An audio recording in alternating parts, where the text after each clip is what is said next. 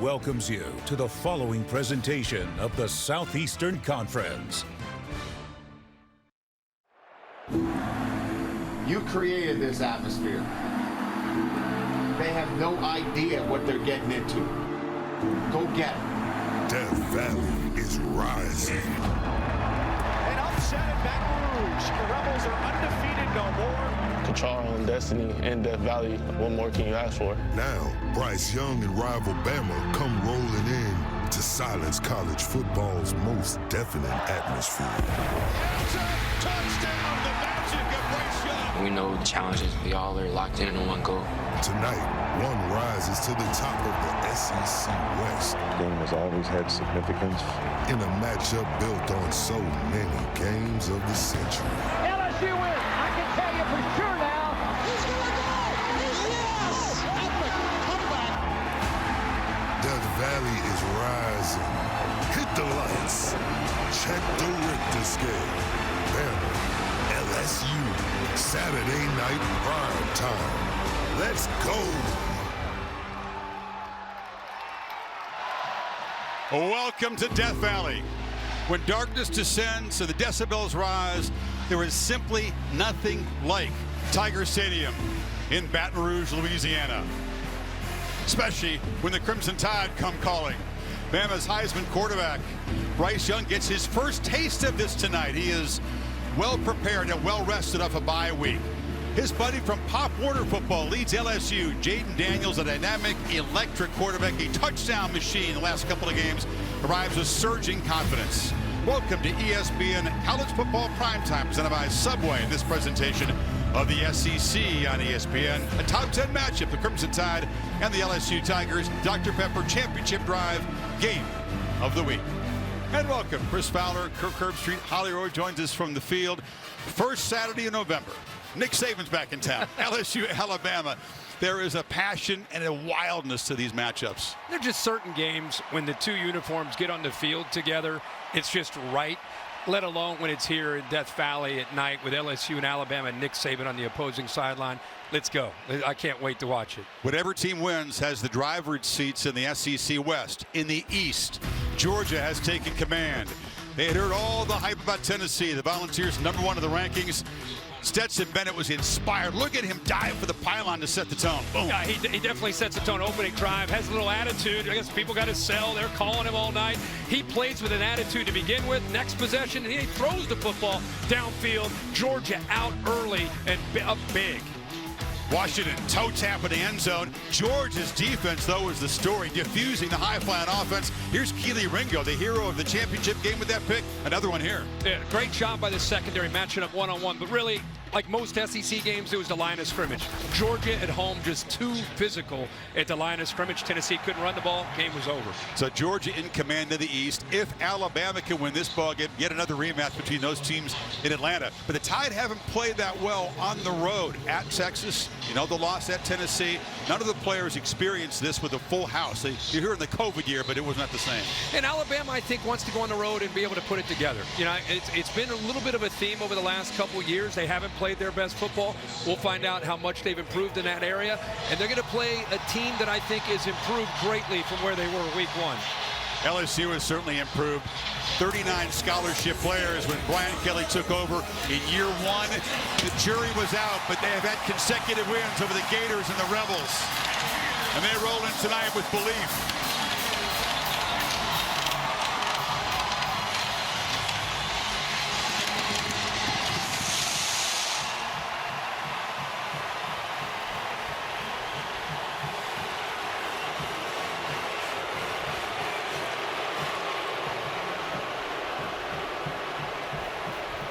Alabama, LSU in Death Valley. Buckle up and enjoy.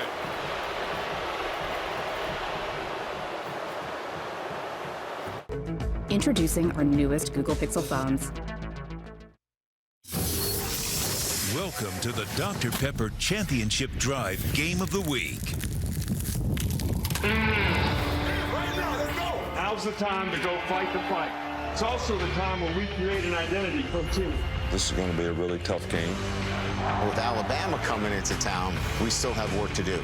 We're going to keep that door in, and that's football. We're not done. Tell him we're not done. We understand what's at stake, what our goals are. LSU defense for real. And being able to end their college football playoff hopes, it'll be very intense. Coaching matchup tonight, the two guys with the most active wins, all divisions in the sport. Holly Rowe with Brian Kelly. Coach, you've accomplished a lot in college football, but this is your first LSU-Alabama game. How do you help your team maximize the energy and environment tonight? Well, maintain it, by playing well. I mean, obviously, they've got to be able to keep this crowd in the game by playing well against a great football team.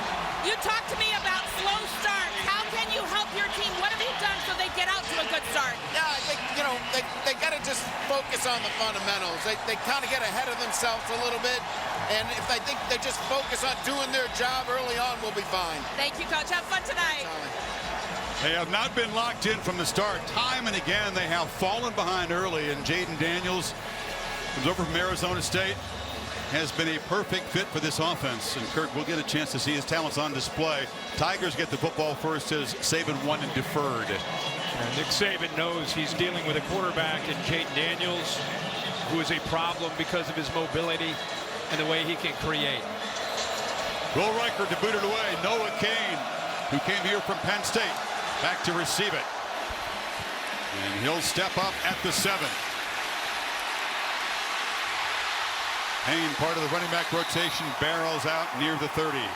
Tonight's player spotlight brought to you by Royal Caribbean. 11 total touchdowns in the last 2 games. Can the Tide contain him as a runner? It's a big topic this week. It really is. I mean, they're not going to be shy about getting him involved in the run game.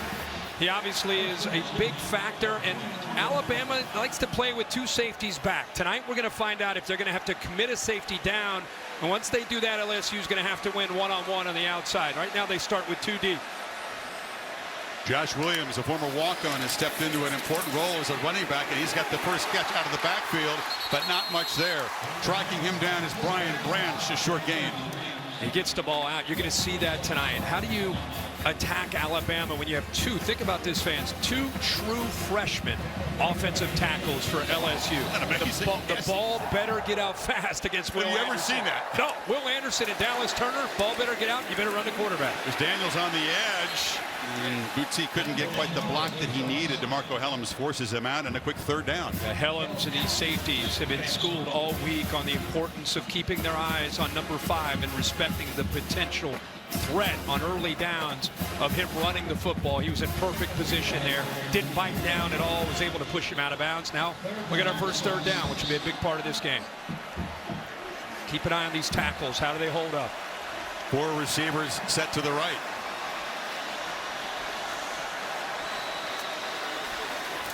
Five-man rush. Daniels under pressure, gets it out. Catch made. Slung down right away is Malik Neighbors. Let's see the spot. It's near the marker.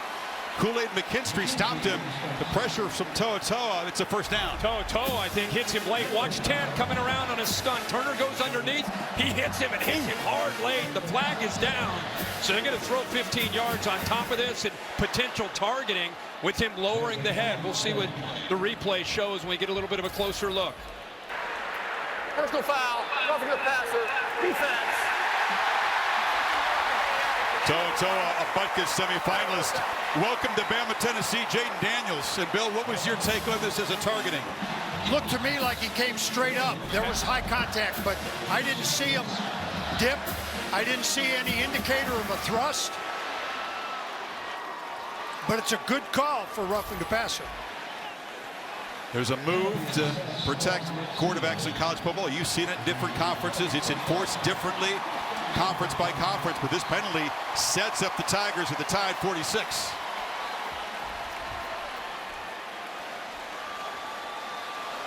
We talked about the passion and the wildness of this rivalry. You see it in the first couple plays. Daniels on the move, outrunning Will Anderson. A flag is down as Daniels scoots out after an 8-yard gain, but this was in the holding zone. Ken Williamson in charge of this SEC crew tonight. Yeah, the true freshman, again, not the right tackle 50. To me, I think it was Will Campbell, the left tackle against Dallas Turner. That's the guard. There are a couple holes up there. You got Anthony Bradford. These dudes know they will have their hands full, and that's a major concern for Kelly. Kirk, how could he help out those freshman tackles? Well, the way you help out is you run the football. You get the quarterback going, but there's 75 to your left. I see the hold on the far right. Once Turner gets by him, see 66 grab a hold of his jersey. There's another on the left, like 57. There are a lot of holds there across the board. Ball back in Tiger territory in 1st and 20. They plow up the middle with Williams. Just to finish that thought on how do you protect them in these obvious passing situations, it's got to be a combination of chipping, trying to help out, especially against Will Anderson, who'll be on the offense, is normally on the right side, and then you've got to be able to move that launch point. You cannot sit back there where you have a mobile quarterback who's comfortable throwing on the run. Get him outside, and especially changing it up on 3rd downs. John Emery, Tigers excited to have him back healthy, joining Daniels in the backfield. They faked it to him. And Jayden takes a shot downfield, and it's out of bounds. No chance to make a play. Jeray Jenkins covered by McKinstry. Here's an example. You've got a running back, and the back helps here, and then you bring the tight end down, and he also is going to try to help out on Will Anderson. You see that right tackle, he comes down. Now you got 2 guys potentially to try to help on Will Anderson. There's your answer right there. It's a combination of different things like that. The right tackle that time, the freshman, completely out of the picture, and it was up to the running back there, Emery, and the big freshman tight end, Mason Taylor. 3rd and 15. Daniels gets it out quickly, and that's Neighbors going nowhere.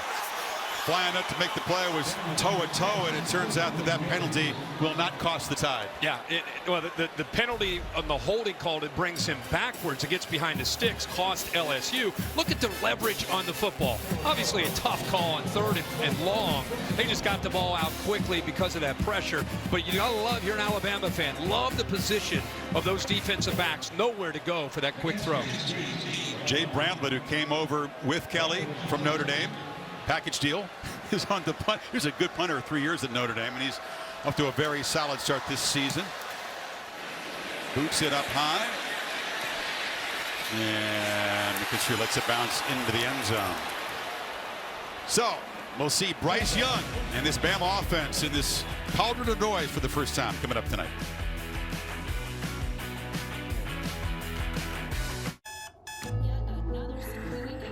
It takes fight. Session. After 15 years, game day finally came to Washington State. Now we keep doing it because game day isn't just a day, it's a lifestyle. I played Bryce when we were younger, in Little League football, Pop Warner. Beat this team a couple times. We never were able to beat them. Back then when I used to play defense, the only person that's ever made me miss was Jayden. Being both kids from Southern California, we're boys, we're close. And that's someone I have a lot of respect for.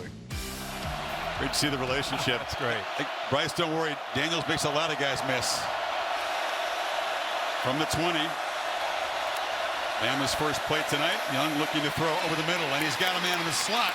And that's Ja'Cory Brooks, has become a serious weapon for this offense.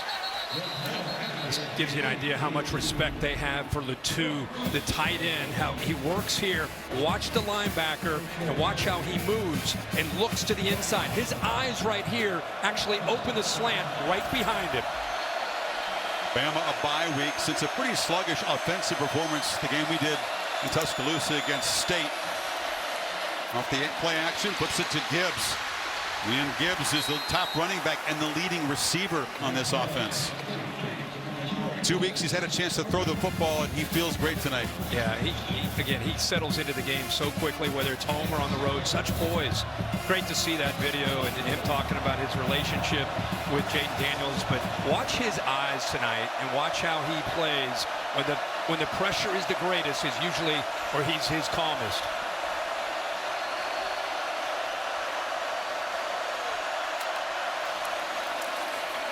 Going to throw again, pats the ball, and finally finds that man, Latu, the tight end, over the middle, and he's inside the 35. Well, we saw Latu end up being a weapon, and they use him as a decoy. This time, watch the back coming out of the backfield. Gibbs, this time the linebacker bites on him, and there's the patience by Bryce Young to let Latu break free behind that. Great job both times of being patient, letting that linebacker clear out, and then making the throw. Gibbs, first running play of the night. And the speedy transfer from Georgia Tech is loose, and he's down near the 15. Man, does he cut quickly. He sure does. He's getting some great blocks up front. Seth McLaughlin up there at the center spot does a nice job of picking up a little bit of a kind of a slant from that LSU defensive line. He was not caught off by surprise at all. Did a nice job of clearing that and opening it up. And what acceleration upfield all year by Jahmyr Gibbs. Tied very quickly in the red zone. Gibbs, string it out. He still makes something of the run. Still gets 4 yards. I'm with you. I'm like, oh wow, they've got him. They've got him pinned in. Nope. He looks like he was going to lose a few yards, and instead he gets positive yards there. LSU got penetration. It's exactly what you want to do on that slow developing play, is get into that backfield. And they had a couple different players. The leader of this defense, Baskerville, the linebacker, was there. He cut right underneath him. Jace McClellan spells Gibbs a tailback.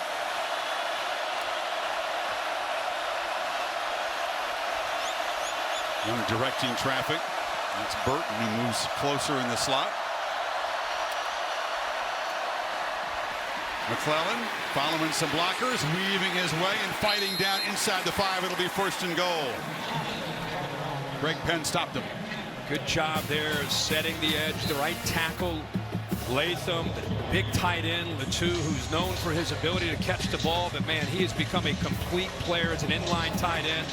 He also does a nice job, and then big Seth McLaughlin pulling around. Open that up, and Gibbs does not need a lot of room. 3 passes, then 3 runs. Balance and execution in this opening drive for the Tide. Apologize, it was McClellan, not Gibbs.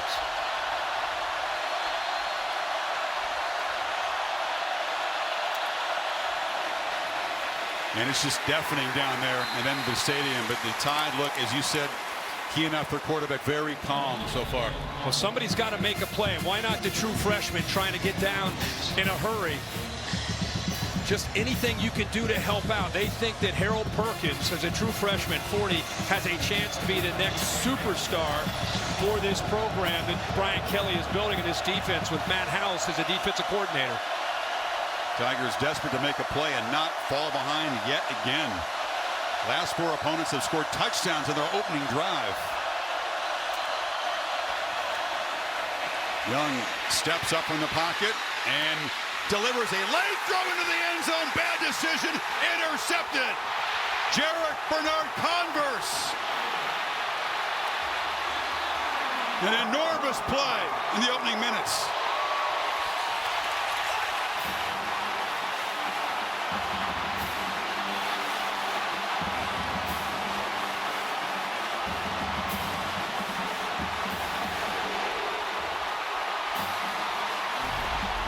He's looking to go to Latu initially. Watch his eyes look off to the right. He wants to go there. He's locked up. And then he creates. This is where he's so good.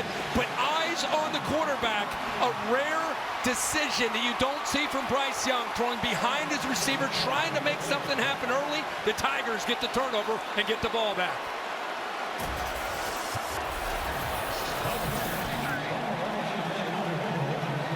This week is your chance to try any Subway footlong for free. Like the Subway. Dish, streaming and live TV all in one place. ESPN College Football Primetime is presented by Subway. Try the all-new Subway Series menu. Your pick of 12 irresistible subs. And in part by Rain-X. Outsmart the elements. Payback in LSU's backyard. A loss at home to LSU, and they paid him back in the Superdome. So off the turnover, the 3rd time this year, by the way, Kirk, that LSU's had a takeaway in the red zone. Right. Let's go back and show you that this is a no-look pass. I mean, Baskerville's closing in. He cannot see his target. He actually changes his arm angle, goes around that blitz, makes the throw, and kind of hopes.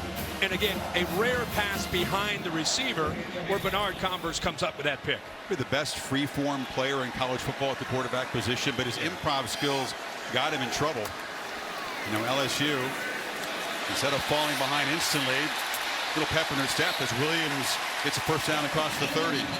And I'll tell you why that's big is your offense makes a mistake on a holding call. You end up having to punt. Bama goes right down the field, a potential hole down 7-0. And now you get a first down. The game's kind of settling down. Now you get a little tempo going if you're LSU. Expect them to use some tactical tempo. They're not really a hell-bent tempo team. Yeah, Bama over the years, you want to try to crank it on when you can. Certain spots. Daniels keeps it, cuts up, ducks down. And you see the suddenness, his ability to sort of maneuver in tight spaces. Yeah, exactly right. He cut right underneath Dallas Turner. And again, all eyes are on him because of the respect they have and how much he's involved in their run game. But even there, it didn't look like he had much of anything. But as soon as he saw that he had this defense running sideways, he put that foot down, cut back behind them, and he gets positive yards. More running yards than any quarterback in the country this season, even though he's 19th in attempts. It's because he is consistently moving the chains. They swing it in the flats. Emery, who is spun down, and a horse collar flag on the tackle by Dallas Turner. Oh, yeah. Obvious call. Obvious call. Dallas Turner trying to hustle to make a play. Just had to pull back there. And just being aggressive, it cost him. Personal foul. Horse collar tackle. Defense number 15. Second personal foul early in this Tide defense. Money's worth. Ooh. Yeah. Emery's kind of been battling to try to get back from some injuries. Really a kind of one you pull aside there, Bill, for a clinic reel. Is that pretty obvious? Yeah, that was a classic horse collar tackle. Exactly what the rule was made for. Causes injury to the legs. Last time the Tigers were set up here, they had a holding penalty spoil the drive. Keep it on the ground. Running into heavy traffic. Jaheim Oates, the true freshman tackle, stopped Emery. Pete Golding, the defensive coordinator, making it pretty clear in these first couple drives. They're attacking with their linebackers. Pete, of course, the defensive coordinator, he's bringing downhill pressure. He wants to try to put LSU, take this running game away, put them in obvious passing situations, and then attack those freshman offensive linemen on the edges. But they've got to try to take away the running game on the early downs. Attack is a good word. It's a defense playing downhill. Yep. Daniels rolls, scans, nobody open, and he'll just be shoved out of bounds on the far sideline by Toa. Third and long coming up. Play impact players when LSU's got the ball. I think LSU, you got to look at Booty on the outside, who's really improved. I think he's been able to get his feet settled with his new system. And Malik Neighbors, number 8. They've got a lot of different guys they like to get the ball to. Of course, Will Anderson and Eli Ricks, the LSU Tiger, who is now playing corner. He emerged in a game you and I had, really his first start. People thought he would start right away after transfer from LSU, and it took him some time to work himself in the lineup. And now here he is going up against his former team. Emotional night for him. Oh, yeah. 3rd and 11. They heat up the pocket. Daniels stands and delivers, but he was affected by the pressure and bounces the ball to Jenkins. Boy, Josh Williams did his best job. He recognizes he's got a blitz. He's got to pick up from Brian Branch. He comes over to be able to help out. Watch this. Boom! Brian Branch pushes him right into the backfield. And give Jayden Daniels credit. He saw those crimson jerseys flashing. You'd think he would pull out of there and run. Instead, he sat in there, just could not deliver an accurate throw. Again, on 3rd down and long, Bama is coming after that offensive line. 1 sack and a bunch of quarterback pressures already on Daniels by this Bama defense. Twice, LSU's gotten into Bama territory and stalled. And fair catch made at the 9-yard line by McKinstry. So Young off the interception goes back to work scoreless first quarter at Baton Rouge. Knicks, Nets, and Lakers Clippers. Only at your Southern Quality Ford dealer. Great Paul Bryant called this the toughest place for visiting teams, and he almost never lost here with his Bama teams. Saban 12-4 against the Tigers at Alabama. Of course, won the championship here in 03. We were here in 08 when Saban came back. Game day was here. His first visit back here as Alabama's coach. Was that intense? Wow. Wild. Very balanced attack on their opening drive before the interception. from Bryce. Good balanced offense all year long for Bama. Off the play action. Wide, incomplete, tried to get out there to Brooks. I think it was a good job of bringing pressure there and getting a hand on the ball. That tip there at the line of scrimmage, the pressure, that would have been a completion.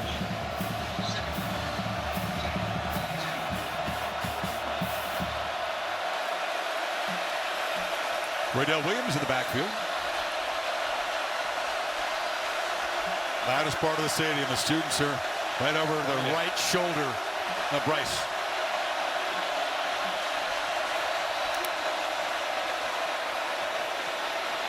Young has time, delivers right down the middle into traffic, diving to Corey Brooks. Couldn't come up with it. Really good job here by the safety, and I think it affected the accuracy of this football. He's looking to get the ball to the left there to the tight end.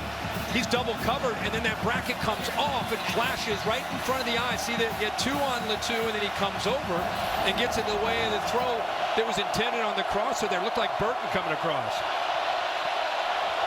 Deafening on 3rd and 10.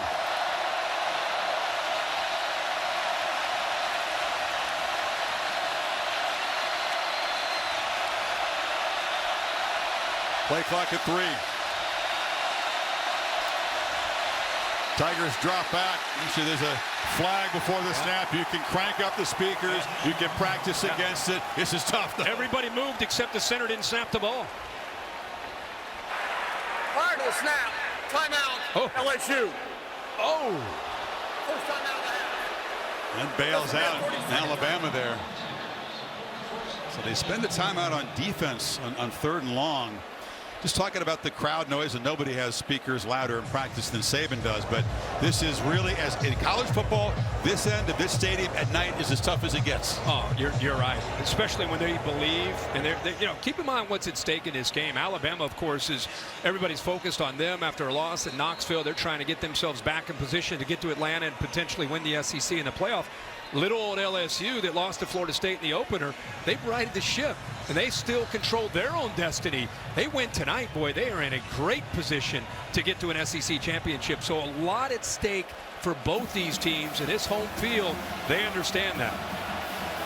Amazing to think that LSU could be in the driver's seat in the division with a win tonight. They could even afford a loss in the conference game and get to Atlanta. They'd have the tiebreak. That's right.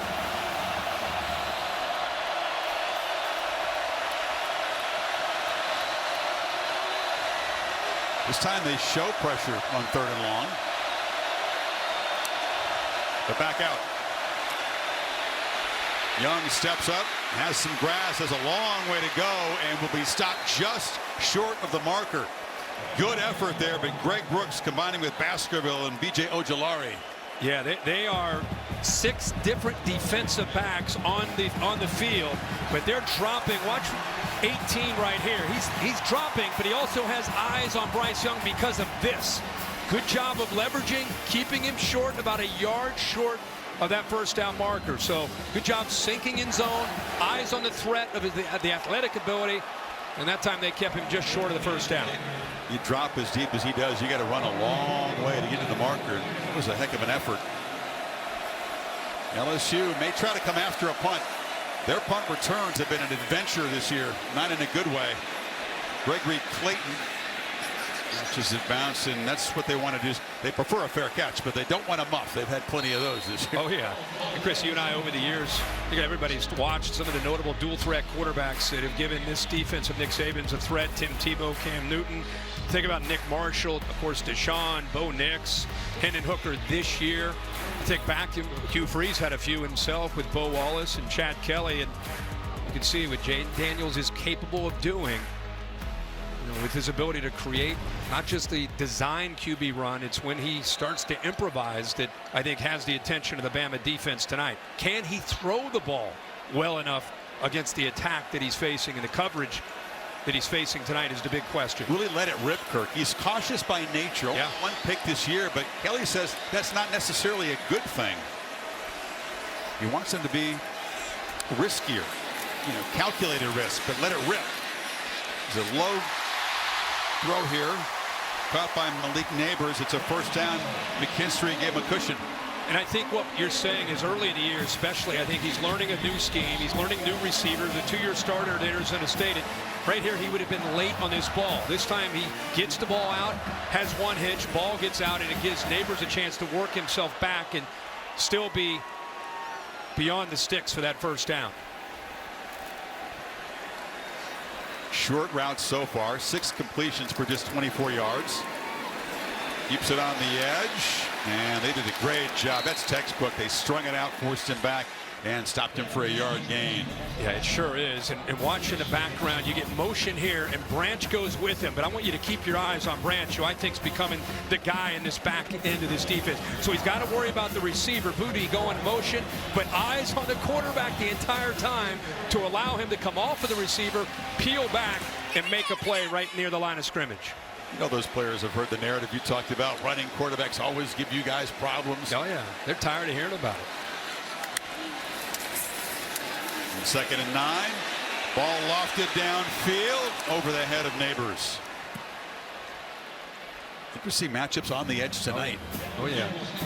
And with, again, that pressure you're going to face, it's an easy thing for the protection. Ball is out fast. He goes up in the air. A rare opportunity where you don't have a safety behind the corner to help out. So he took the one-on-one shot there on 2nd down and 10. It's hit or miss, and now you're facing a 3rd down and long. Yeah, all the 3rd downs have been 3rd and uncomfortable with this Tigers offense so far. Daniels escapes pressure. Anderson chasing him down, and it's incomplete to Brian Thomas. Was he across the line when he threw it? Looked like he was. Yeah, he was looked like about a full yard. Well, Nick might have got bumped into. The headset needs some work on the sidelines. But how about just keeping that play alive? I mean, Bill, you're looking for any body part at all to be behind the line, right? He has to be 100% across the line right, at yeah. the release point. Pass from behind the neutral zone. Beyond the neutral zone. Number 5 of the offense. 5-yard penalty for spot the foul. Is his right foot? Down. I've got him still behind the line. Replay's buzzing right now. They're going to reverse this call. Careful, coach. It was incomplete anyway, so it's 4th down. Coach Saban right there. McKinstry went into him, and Nick didn't show some quick, so the headset didn't fare as well as the coach. No, but he's got his game face on. He bounced up, ready to go. I'm glad he's okay. He's got to be pleased, by the way, that his defensive backs have played so far tonight. That's the area, of course, where he spends his focus, practice. You and I had them the next game after the Tennessee debacle for that secondary, and boy, did they look a lot better when they played against Mississippi State. Of course, they're reviewing whether or not he was across the line of scrimmage. Bill feels like he had maybe that right foot still behind the line, but that secondary really performed, I think, to their standard the last time out. They had the bye week to get healthy, lock in on this scheme. You give Nick Saban 2 weeks to get ready, and Pete Golding, usually it's going to be a tough night for any offense. This is just a matter of where the ball is going to be placed for the punt. The pass was incomplete, so it's 4th down. Let's see what Ken Williamson has to say. After further review, the ball was released from behind the neutral zone. Therefore, there is no foul for legal forward pass. The result of the play is an incomplete pass. It's 4th down. Thank you for the explanation. Ken? What a scene right there. What a scene all day around here. Man. That's the thing, outside of the stadium. Yeah. For like 6 You ever tailgated outside here? Have I? We did game day. I had no further responsibilities. I was out with the people, T-shirt, baseball hat. Boy, it looks Do it fun. sometime before. Don't worry. At some point, I will officially retire, and I will just travel around the country and enjoy tailgating. It looks like a lot of fun. I can vouch for that. Here's the punt. Oh, he gets up in the jet stream. That's a good one. McKinstry won't even field it. Just takes a sideways bounce out of bounds at the 10-yard line. Talked about these guys being friendly Pop Warner rivals. Then they trained together. Taylor Kelly is a quarterback guru. This was in May this year. Yeah, and these quarterbacks, it's incredible, the rotational throwing, the amount of strength that is created, the torque from the ground up, where they get their hips and the core into these throws. You watch on Sunday, you watch on Saturdays. more and more specializing with this position. And it's a lot of fun to watch how quickly these guys can get the ball out of their hands. Field position game early. That 55-yard punt by Bramlett sets Bama backed up at the 10 here. Again, in the loudest part of the stadium.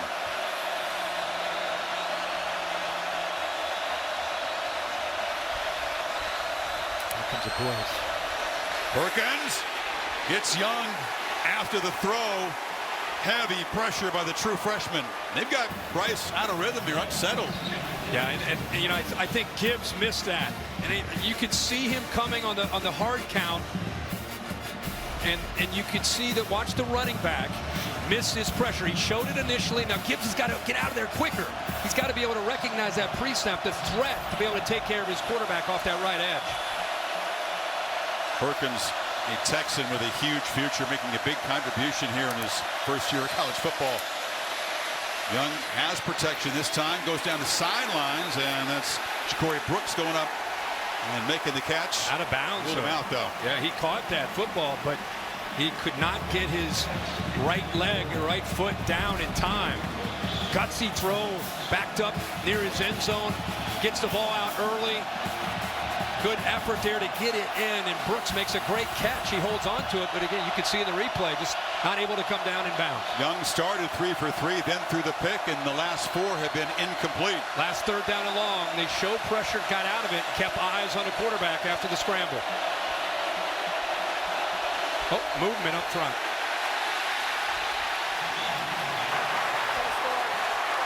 You said it, loudest part of the stadium. Loudest part of the planet. I mean, that's great. Oh, that's a Holly, can you hear us down there? How are your eardrums doing? Well, guys, this is one of the loudest places we've been all year. 108 decibels on that last play. Keep in mind, Bryce Young played here 2 years ago, but it was during COVID, only 20,000 people. It's so loud, you can feel it in your bones right now, guys. This is the student section, very oppressive right now. That's well put. The sound does vibrate through you.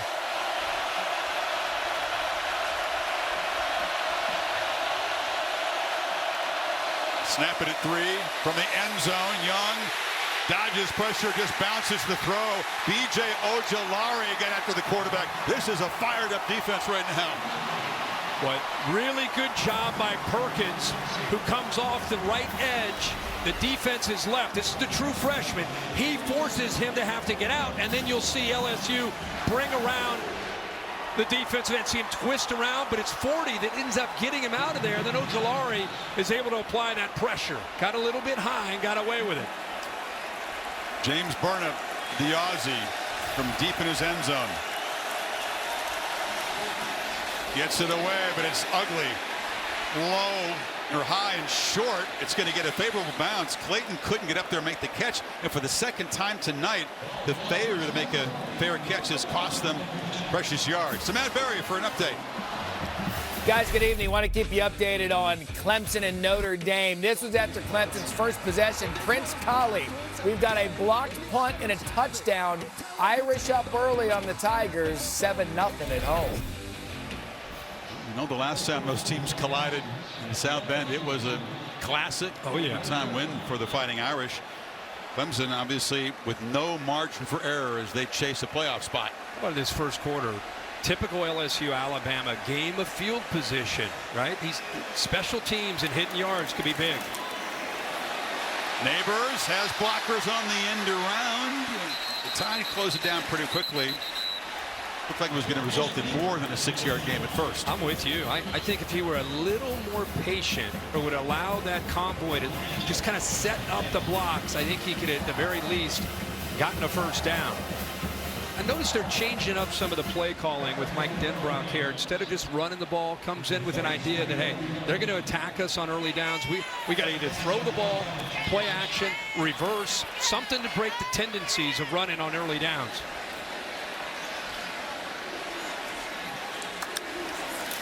Mooney Goodwin is the back. And they get to the left, and he does get the edge. Makes a cut. And Goodwin, as a flag comes out late in the run, tackled at the Tide 42.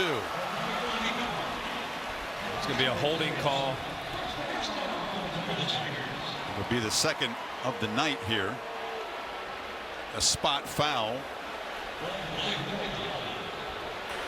Holding defense, number 10. 10-yard penalty for spot of the foul. Second down. That's Jeray Jenkins, the receiver on the edge.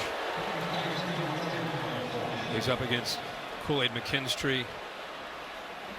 Got his arms around him and just held on to him, wouldn't let go. And McKinstry, of course, does a good job of letting him know.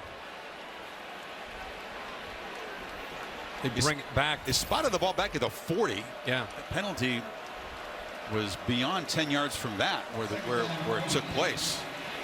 That's interesting. So, no score after 1 in Baton Rouge. You're watching ESPN College Football Primetime.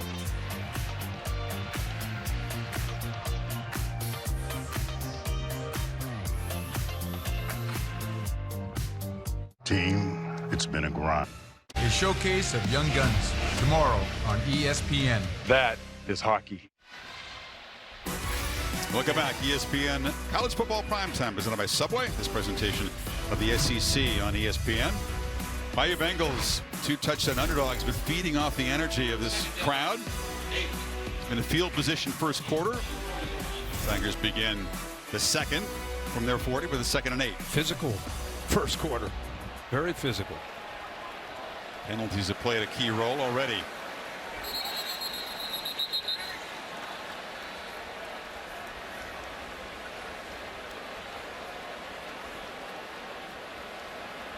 Bama had those 17 penalties against Tennessee. Cleaned it up drastically. Only 3 at home against Mississippi State last time out.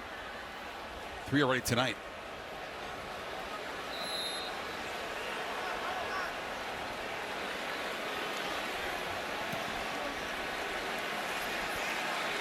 Noah Kane is the back.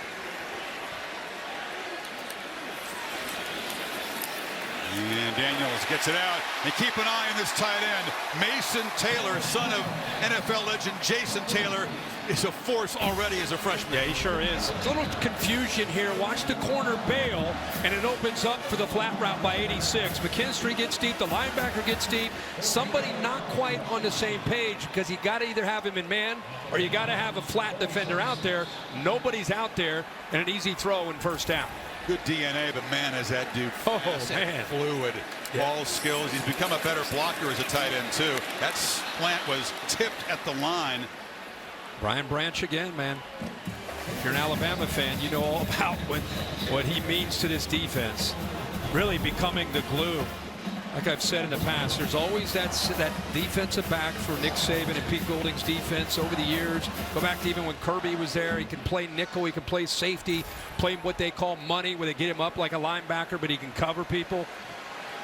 Great leader back there. And running right in the arms. The tackler was Kane. That was Jalen Moody swallowing it up. He committed down. Really thought you could see the potential of Daniels pulling it out. Watch to your right. 42 will flash. Both edges set by that Alabama defense. That was a predetermined handoff, or he would have pulled that and gone around the edge there with Moody collapsing down. Now it's another 3rd down and long, and they're 1 for 4 so far tonight. Haven't seen Kayshon Boutte targeted yet tonight. He's been surging. 16 catches the last 3 games. Haven't looked his way yet. Daniels in the pocket, pinballing around, and Will Anderson and company knock him down. Turner was there as well, toe-to-toe also. Well, that's a good job of just squeezing the pocket, kind of coming in from the outside, not letting him go anywhere, not letting him escape. Just keep him inside.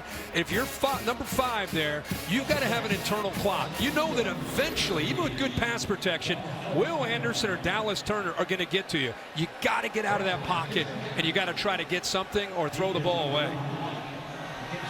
Both quarterbacks feeling the pressure tonight. 2nd sack by the Tide. And they have pressured Daniels on almost every dropback when he's held the ball for any length of time.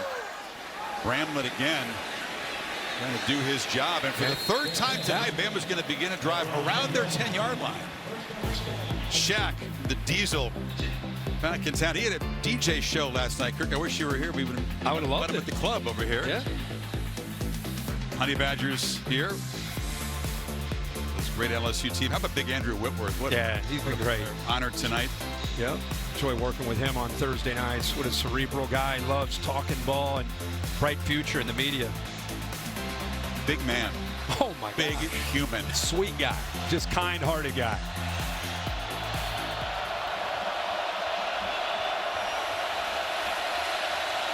How cool to see him going out on top. Gibbs runs through a tackle. Sutter step, flag out as he skips out of bounds at the 15. A couple of them in that offensive pit area. Yeah, looks like they threw that right at Seth McLaughlin, the center, who was trying to get around to try to help out to get Gibbs to the corner. Holding offense number 56. That's the difference in the goal. 3 first down. Often a very experienced guy. He's played in a lot of big games in Alabama. Kind of a center rotation. They're not really settled on one guy. No, but all I know is they move back even further, closer to that goal line. It seems like these last, as you said, in the last 3 series, Bryce Young's either in his end zone or close to it.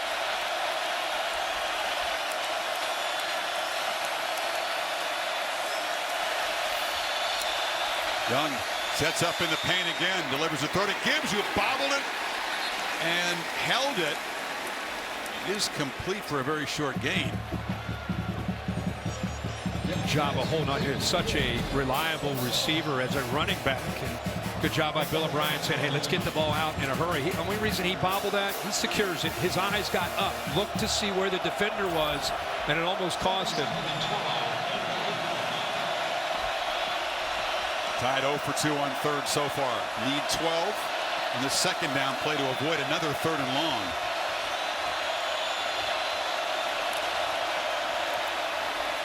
On the slant again, he's just inaccurate so far. He feels rushed all of a sudden. Well, he's just not on the same page with his receivers. That time it was Isaiah Bond who was running a glance route, but you know there's coverage there. Baskerville ends up getting out here, and I think threatens the potential of that being a completion. It's LSU defense. Matt House, defense coordinator. I think this defense has gotten better and better and better, understanding the scheme and the timing and where to be. Instead of memorizing, they understand the why, and it's really paid off. Another 3rd down and long.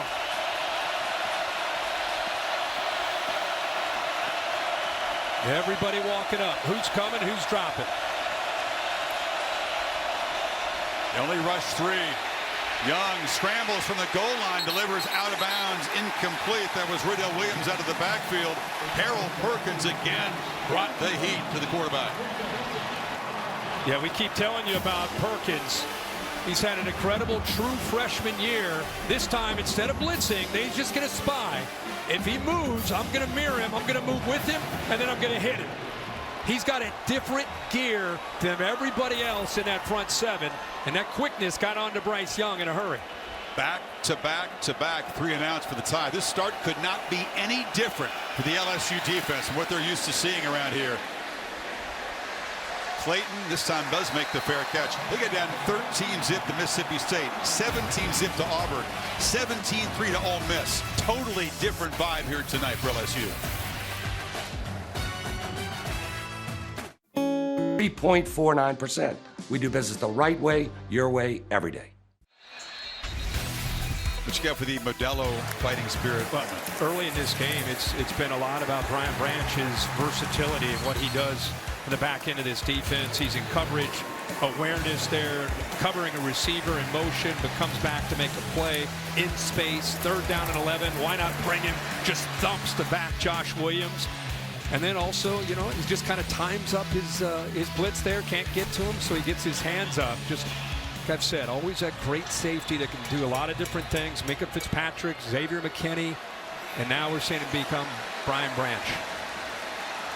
Tigers begin in plus territory. Emery muscles forward. Still driving those legs. As a young guy, he had a 54-yard touchdown run against the Crimson Tide a couple of years ago. When he's back healthy, he is a boost to this offense. Yeah, in a 0-0 game that's a field position game, this is huge. It's not just him. It's the entire offensive line. Leg drive, but watch as he gets caught up. Look at the lineman. That's a true freshman, 50, just pushing people.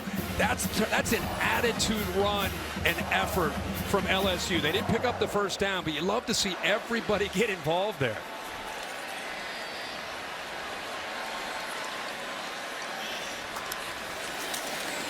Second and 1. Daniels gets it to the edge. That's the tight end Taylor in space. You can see the acceleration. Zooms inside the 25.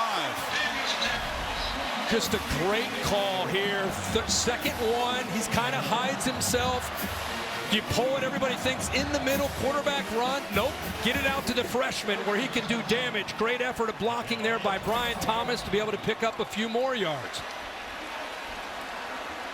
Tigers trying to finally cash in on this field position. They've owned the territorial edge so far. Haven't made it count yet. From the 25, Daniels under immediate pressure off the edge and cannot escape. Will Anderson gets home. Third sack for Bama. Will Campbell, this time he gets a feel of Will Anderson. Will Anderson's been lining up on the other side. Oh my gosh. There's nothing you can prepare yourself for. Even in practice, you're not seeing that. You're seeing Friday night guys a year ago and a Sunday afternoon, dude, tonight. Right, exactly. He played high school football last year, probably really good program, but now he's up against Will Anderson, and they moved again. The defense is left, now he's on the right. Credit to anybody who plays in this league as a freshman tackle. Emery makes a cut. Did he say in bounds? Twists and scores! LSU draws first blood.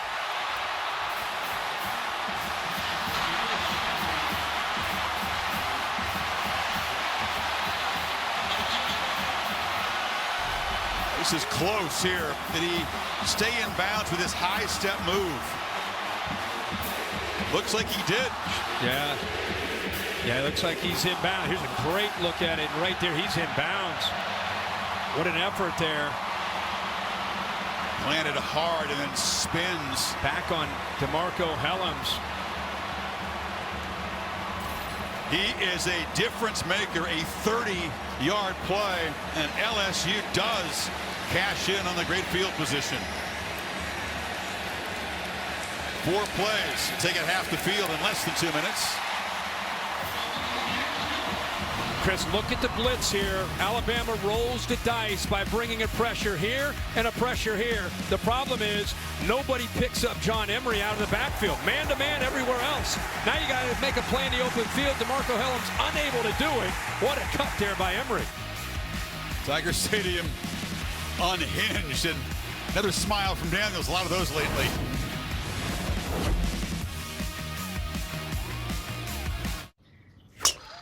Trash. We can't. Whoops. I just want to talk. Get your TV together. Call 1-800-DIRECTV to save up to $120. ESPN College Football Primetime, presented by Subway, is brought to you by DirecTV. Get your live TV and on-demand favorites together like never before. That means all the entertainment you love in one place. Get your TV together with DirecTV. Joe Burrow with the Tuscaloosa. They put 46 on the tie for the championship team. John Emery, 30-yard swing pass is a story. He was an ultra highly touted guy, right, in 19. Sat out the entire 21 season. Yep. 600 days between football games. Unreal. So game 3 this year. Unbelievable, and he's such a talented guy. You know, I know Nick Saban there is well aware of him. I'm sure he recruited him, but he was fired up after his Alabama team went over to the sideline talking to Chris Braswell. Showed you the blitz there. Braswell came, Toto came, and nobody was left to pick up a talented running back like Emery.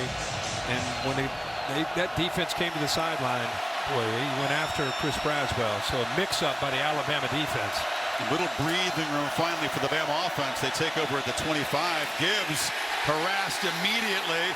Ojulari was there, and they get him at the line of scrimmage. But this defense is coming alive. There's 10 and 41 both blitz, right? And again, we said nobody's left to pick him up, so you got to avoid. This is a big part of what Brian Kelly wanted to do, try to create some confusion. And Alabama right now, Nick Saban, frustrated. Daniels has been so cool all year against the blitz. Really an effective quarterback. Rice checks it down. Brooks hit hard and knocked down behind the line by Bernard Converse, who had the pick in the end zone earlier. Well, they are doing a really good job. Watch the secondary. Usually you see open receivers. Nobody open downfield. Trying to get pressure and stay in zone and keep eyes on Bryce Young, mixing up their looks. Matt House doing a really good job of changing things up and making Bryce Young play out of rhythm, which we're just not used to seeing. Yet another 3rd and long.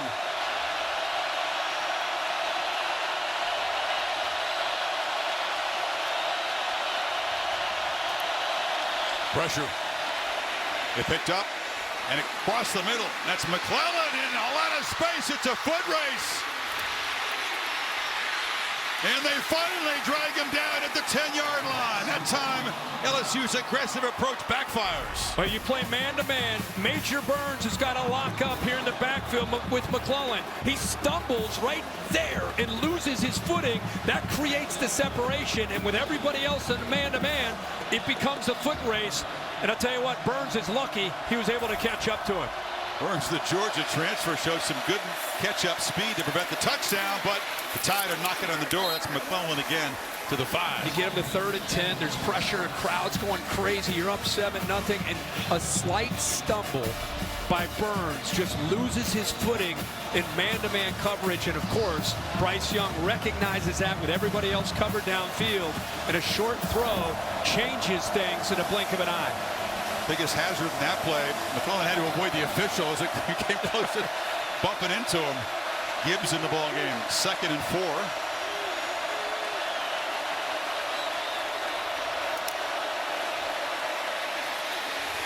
Nothing in the middle. Wall of the Tigers have been a very stout defense in the red zone all year. Yeah, watch 11 knifed in there. Went his gap. Also saw 18 Ojolari. 11 is able to be in there a lot. It's hard to run it or throw it against this team in close.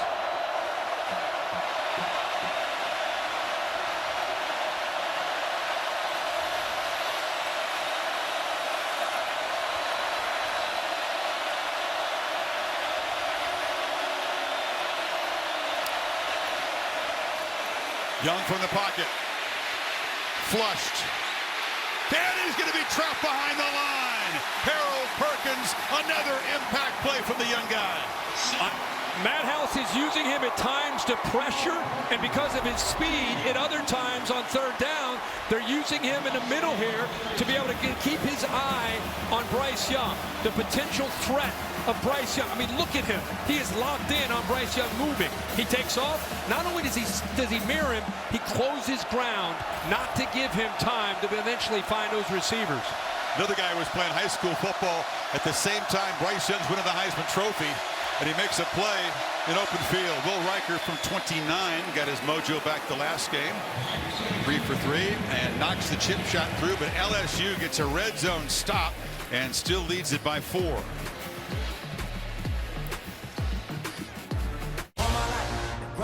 And on Monday night, not 75 miles south of here in New Orleans, Alvin Kamara and the Saints against Lamar Jackson. Yeah, Ravens in first place. I'm a huge Ravens fan. Rashad Bateman is out. Big news there for the Ravens. They did sign Deshaun Jackson, which could help them on the outside, but the way they're playing defense and the way Lamar Jackson is playing, obviously they're going to be in every game they play. Noah Cain from the 1. And returns it to the 23. Well, Saban and Kelly have hooked up a couple of times. Of course, Brian was at Notre Dame. They're both playoff games. The championship mugging in Miami that you were a part of. I unfortunately called that one. It was over early. Of course, the semifinal early a year ago. I mean, they were closer, but you know, Kelly wanted one more swing at a national championship, and he believes that LSU gives him a better chance. And he was not shy about saying that he wants to beat Saban. Who doesn't want to? But you come to the deepest end of the pool in college football down here in the SEC West. You got to go through Bama. You're going to get to much less win a championship. You also can potentially manage and build a different roster in Baton Rouge compared to what he's had in the past going up against him. And there's the first catch for Kayshon Boutte. And he's out across the 40. he can be an electric playmaker. Yeah, again, they're bringing pressure on 1st and 10, 2-2 this time blitzes, but a good job of picking that pressure up. Give him time. We've not seen him get the ball thrown downfield. Quick release and a good throw. A good heck of a matchup there with Booty up against Brian Branch, but the ball does go down beyond 10 yards in the air. First one of the night.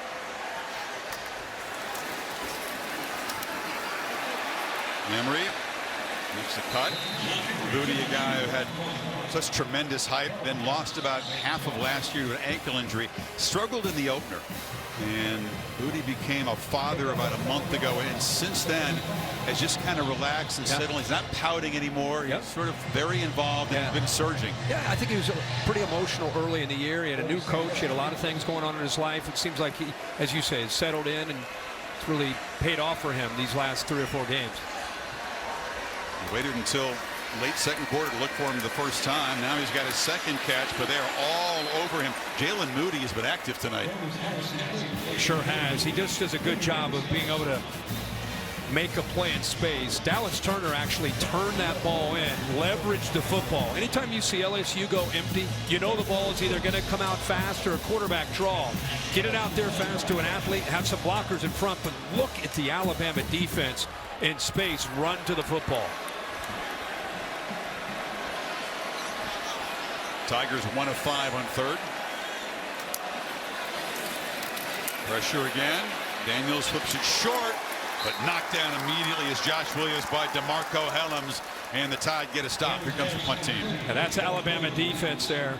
3rd down. Brian Kelly knows that's the challenging part of dealing with the pressure. He had time, but a really good job of being able to come off of the pressure with the blitz. You've seen Toto a lot of times coming free on blitzes, but that time he and DeMarco Helms right where they needed to be to get LSU off the field. See if Bramlett can pin the Tide back one more time. Special teams have not been a strength for LSU this season.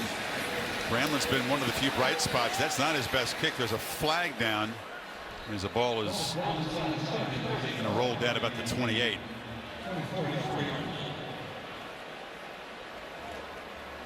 Check the marker here.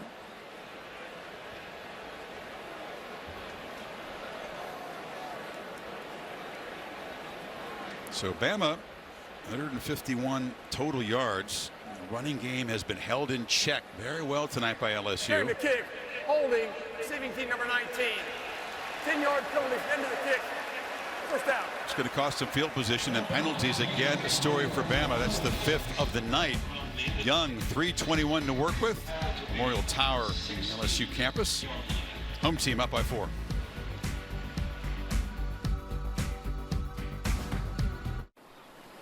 A Corona and palm trees. A Corona. On Google Pixel 7 Pro with Magenta Max. I'm back home for the holidays, wearing my favorite LL Bean flannel. That's Carol and Jim, and Uncle Fred, and Pam. And this, whoa, is everything. LL Bean, be an outsider. I'm Matt Barry, coming up with the Mercedes-Benz halftime report. What a statement Georgia made today at home against Tennessee. We'll have highlights. Plus, Clemson is in a fight on the road against Notre Dame, and it took a little longer than people expected, but Ohio State finally pulled away from Northwestern. Dan Mullen, Joey Galloway join me coming up at the half. Thanks, man. Yeah, Buckeyes had to battle in Evanston. TCU had to come from behind to stay perfect. Now it's Clemson in a battle on the road, and Alabama down 7-3 here. Gibbs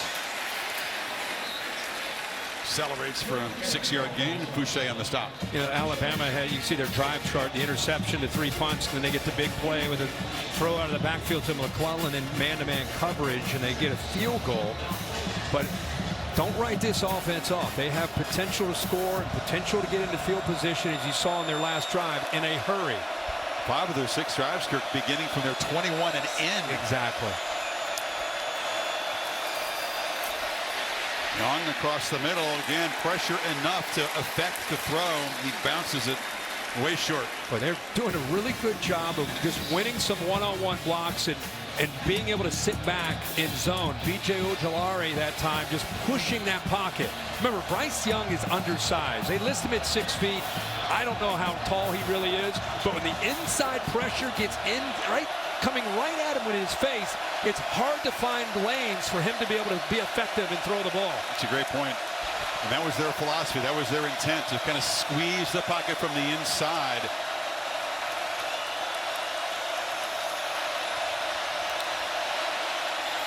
On third down, Young across the middle, throws low, catch made, just enough for the first down is Roydell Williams.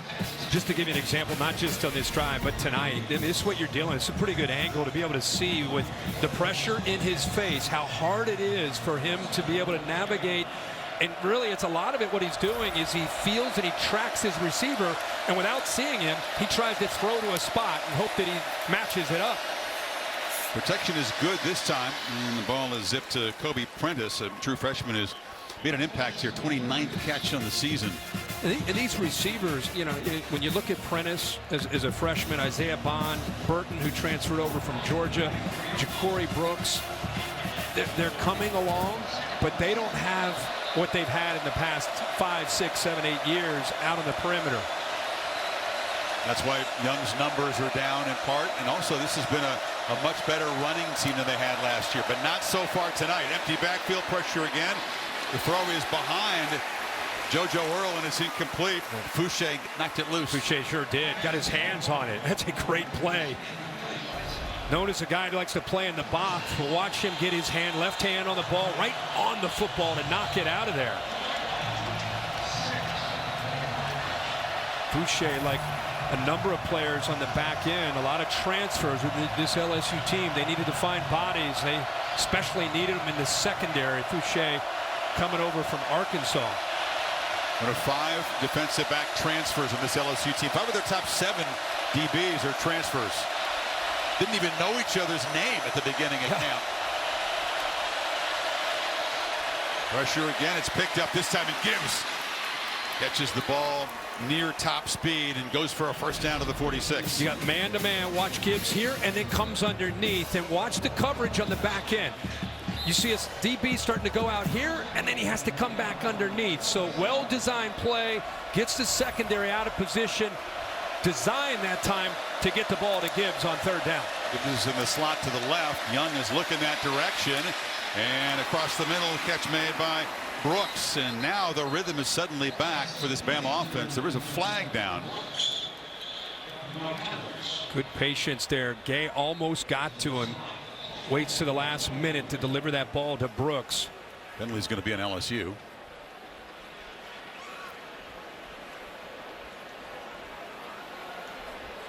It's going to be on Major Burns, who tackled a receiver away from the ball. On the defense, number 28. That penalty will be declined. Result of the play in the first down. And they gain more yards on the play, so they'll take it. And now the Tide, who've twice been to LSU's 5-yard line tonight. The boy with a total of 3 points, a chance to take the lead before halftime. There it is to the top of your screen. Doesn't impact the play, but it gives you an idea. Burns, who's worked his way back to be able to play, one of the leaders on the back end, struggling so far in coverage.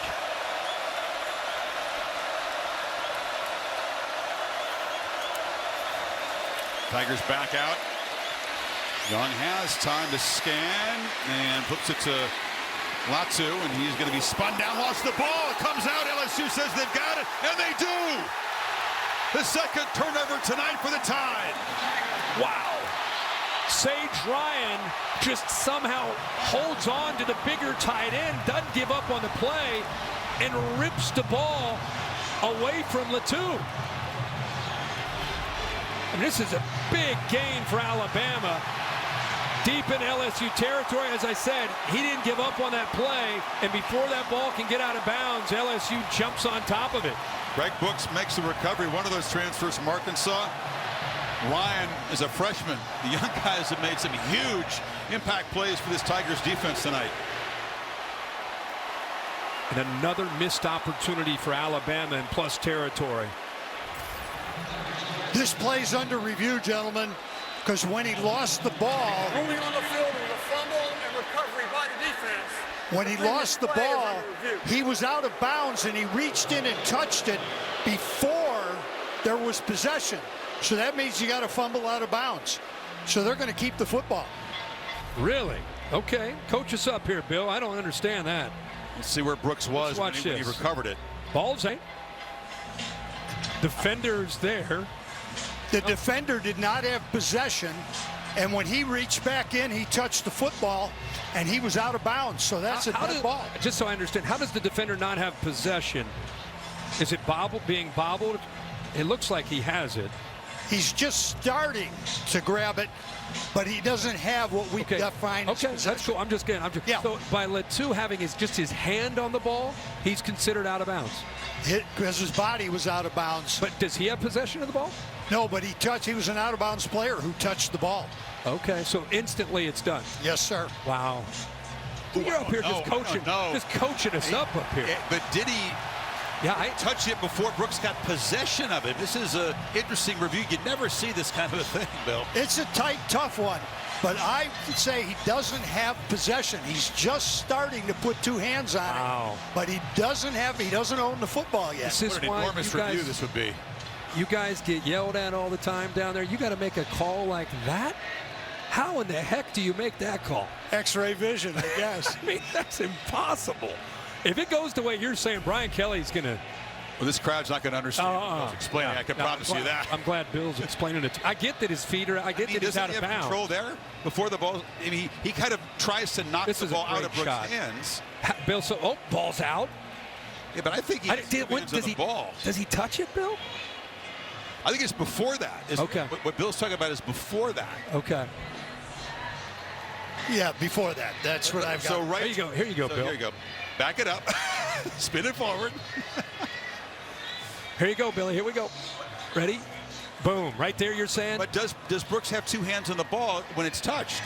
I don't disagree with you about two hands on the ball. I'm saying he hasn't finished possession to say he can do something common to the game. Wow. This is one of those intricate ones that you don't see plays like this, and this is enormous because Alabama's going to be set up in position to potentially take the lead before halftime here if this call is reversed. Have all three timeouts if, in fact, as you say, it is reversed. Ball's going to be right around the 25-yard line. Bill, I can't wait to have you explain this on social media, what's going on here. It's going to be fun post-game. Come on the video with us. You can describe this. Get Bill on the nightcap recap, the digest. Here we go. You're going to get Williamson. After further review, the fumble was loose on the ground and touched by a player who was out of bounds. That made it a forward fumble out of bounds. Giving the ball back to the fumbling team. The Alabama ball. 26-yard line. Chapter and verse. Bill was right. Brian Kelly wants his own private explanation.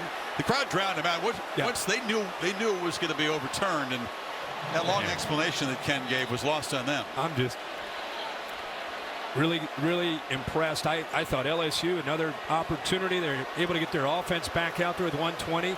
Bill instantly sees it, says, wait a second, they're going to have to review it. I think it's really close, to be honest. Really close. But it's the call, so Alabama, 3 timeouts, minute 20 to go.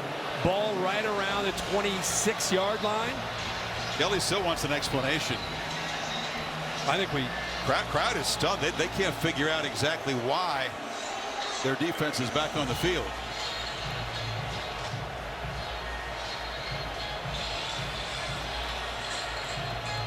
He's not going to get a reversal of the reversal.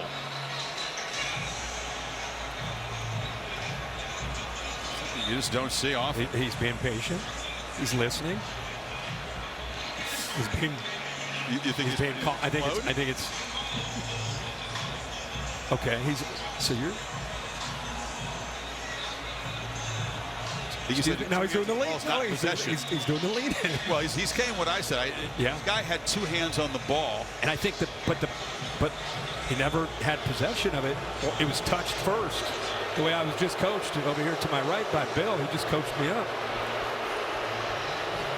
Now we'll see if this reversal of fortune, the Tide can take advantage of it.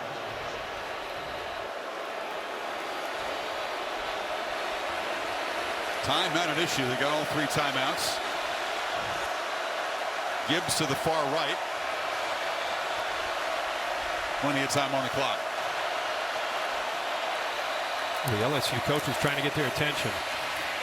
Long throw again, just miscommunication as the receiver and the quarterback on different pages. Yeah, again, I'm just not used to seeing Bryce Young and his receivers just not reach. So what happens for fans, it's a lot of times the route is called, but if you get a certain coverage, you run this route. If you get a different coverage, you run another route.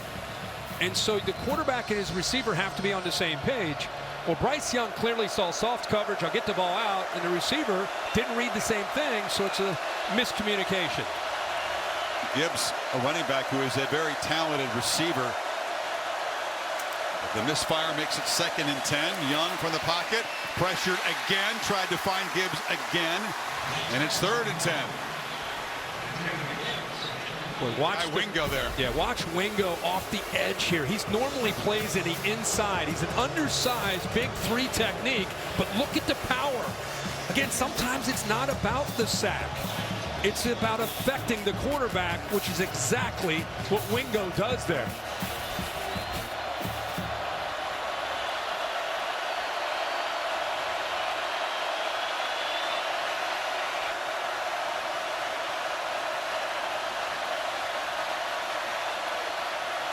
Play clock at 4. 3-man rush. Ball out. Catch made. Stopped short of the marker. So he looked for Gibbs 3 plays in a row. Finally connects, and it's 4th down and 2. Jay Ward stopped him. Good job of reacting to that. Again, you saw Harold Perkins, defensive end, outside linebacker, spying, but the ball is thrown. Playing that zone, they're able to rally to the ball. Nick Saban has an interesting decision here. And let this clock work down and use his timeout.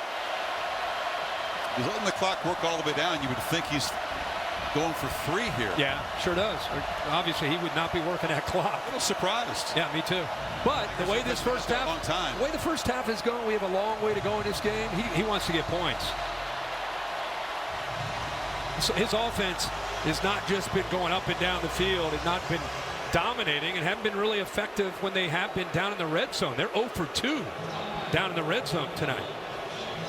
You're talking about an LSU defense that has played its finest first half of the season. They come on strong late in games, but they have been ripped apart quite often in the first half. They came out with a great plan, as you pointed out, and they have made it tough on Young. In fact, Brian Kelly was saying that on our Zoom with you, myself, and Holly about just how we just got to hang in there. Boy, do we really believe we can find a way to win in the second half. This is just a thought when you watch Bryce Young in his first half. Remember, because of that shoulder, he physically doesn't get the same amount of reps that he normally gets mental reps. But you wonder if it's affecting his timing and rhythm with these receivers the last 2 games. With the bye week, they felt he had a chance to try to regain some of that, and now LSU will spend a timeout here. 36-yard attempt from Reichard coming up. You know, Holly, I know, is all over the amount of reps and the bye week. Holly, you talked with the coaches about how much they actually got him out there on the practice field getting reps. That's right. They wanted to take advantage of the bye week to really let that AC joint heal and the shoulder soreness that he was experiencing. So they gave him the entire bye week off, but he was continuing to do that 24/7 rehab. Then this week, he did practice every day this week, but they limited it to 25 throws a day.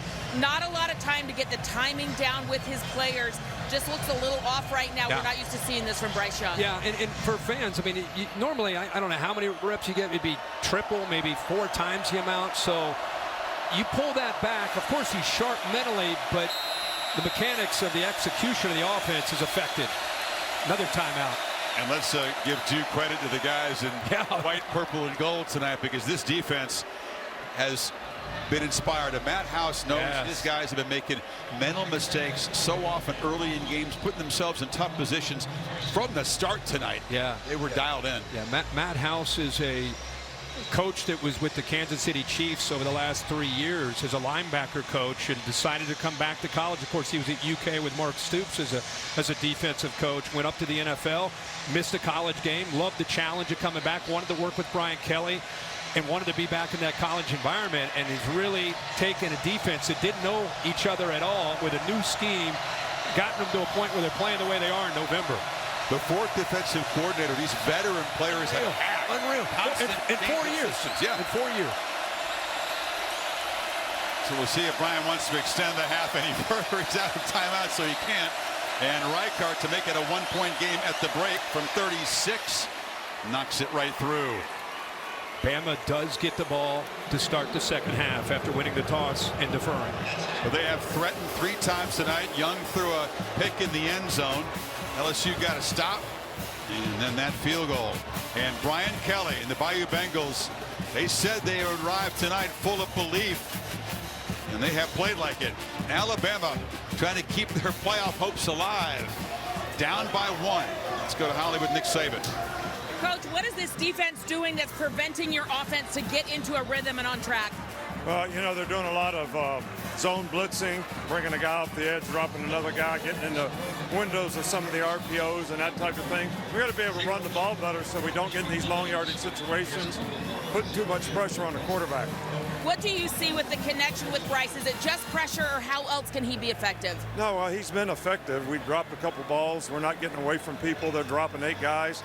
Doing a good job of mixing it up. So, you know, we got to give him some better options. Thank you, Coach. All right, thank you. So the Tigers by 1 over the Tide at the break. Time now for the Mercedes-Benz halftime report.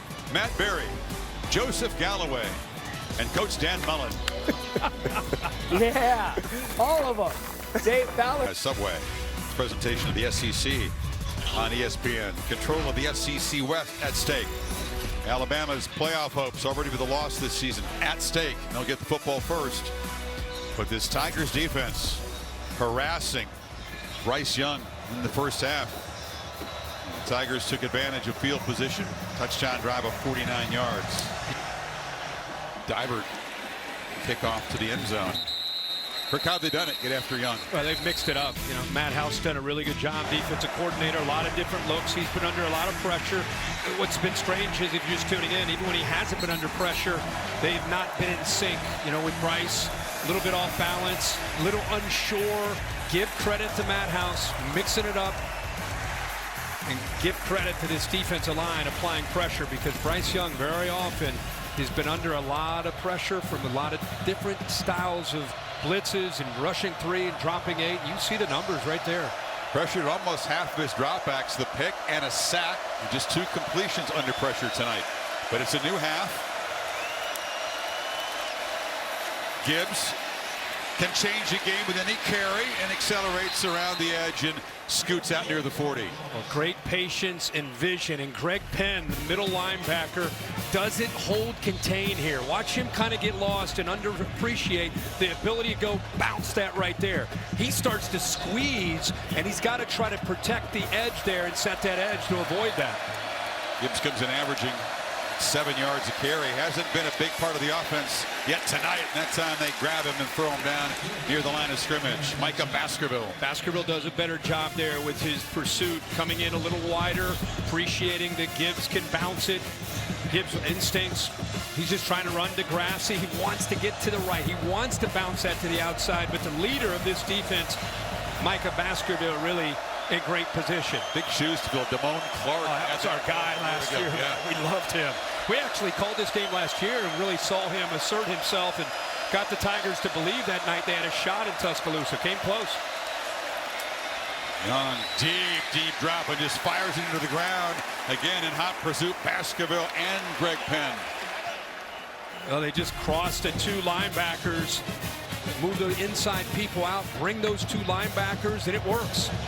They're trying to set up a screen to the left, but with that action, it took a long time to develop, and those 2 blitzing linebackers didn't allow the timing of that to be an effective screen at all. Quick third down. This felt like an important drive. Tide getting points just before halftime. Could they perhaps grab the lead in the road and calm this crowd down? Well, LSU a chance to get off the field immediately here. There's Perkins spying again. Oh, this time he moves out. 3-man rush, and they still get him under pressure. McClellan's knocked down hard right at the marker by Mekhi Garner. It'll be a first down, though. Remember the last time we called their game against Mississippi State? I said that Young reminds me of a Steph Curry. Yep. This is what I'm talking about. Just you're about to give up on the play, and at the last second, he sees Gibbs and checks it down to him. Kind of like he's on the break there. Like on a I like it. He loved that comparison. But that's series, previous plays under review.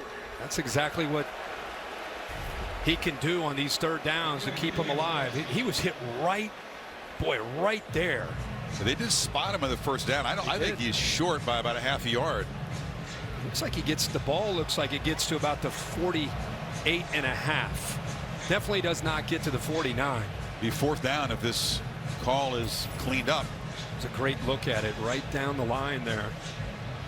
All right, let's say that our eyes are not deceiving us, and the replay official David Allman agrees. What is Saban thinking at fourth and half a yard at midfield?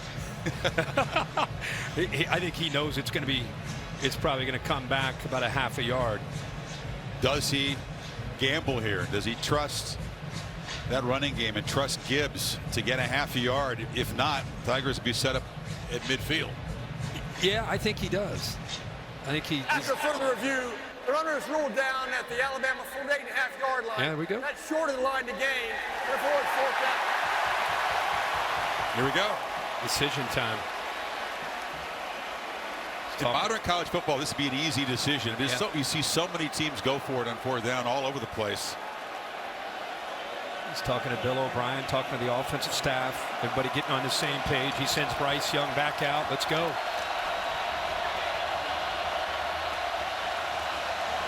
And a chance for LSU to stone the Tide offense and really claim some momentum.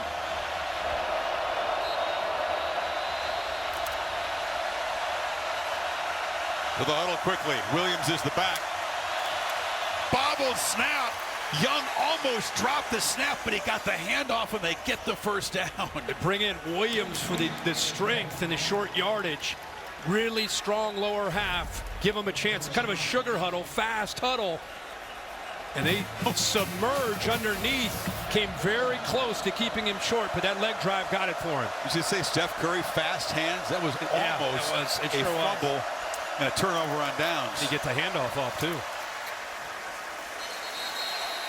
Look at this. Yeah, look at it. Look at these quick hands. He looks away from it somehow.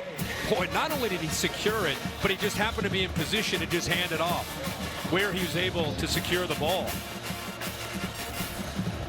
If that ball happened to bounce back towards him, he probably wouldn't have been able to get that handoff off, and he would have had to follow Williams into that hole. That would have been tricky. Two-back look now. McClellan and Gibbs flanking the quarterback. Now Gibbs goes in motion. McClellan, stutter step, fights to the 45, picks up about 3. It'll be 3rd and 5. You know, I know it's not been a great night throwing the football, but at some point, you know what's been missing in this offense is those vertical shots. Jamison Williams last year always provided this offense with that spark or that big playability. And when you can't stretch a defense, they start crowding in on your short intermediate passing game, your running game. There's Bill O'Brien with a hat on backwards and the glasses. Eventually, they're going to have to try to stretch and get the ball downfield. Young, 1 completion when it's thrown downfield tonight, 1 for 5. In the pocket, delivers a high throw, and then the catch is made by Burton, who again is right near the marker, but just short. Jay Ward stopped him. Another 4th down coming up. Boy, how about that spin move that it brought his momentum back away from the defender and towards the first down marker? He looked like he might be, initial contact, maybe 2 yards, 3 yards short. Burton, quiet performances on the field the last couple of games. Another 4th down. 2 tight ends.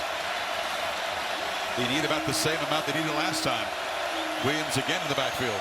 He's trying to get everybody in line, everybody on the same page, moving Randolph around. Gotta hurry. Just got the timeout. They were maneuvering players into position, and Young lost track of the clock.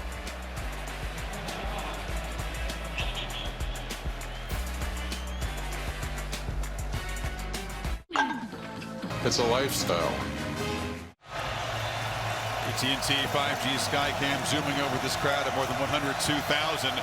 Trying to roar as the Tiger defense tries to get off the field here. Alabama going for it on 4th down again. Yeah, miscommunication before they needed to use that timeout before the play clock went off up front with the offensive line. You saw Eric Wolford coming over to when the team came over to the sideline, he went after Kendall Randolph to make sure everybody's on the same page. They go quick huddle again.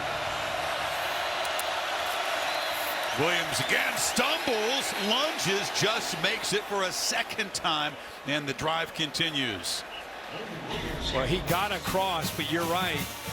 He ends up losing his footing, but a great push on the right side. Ekifor,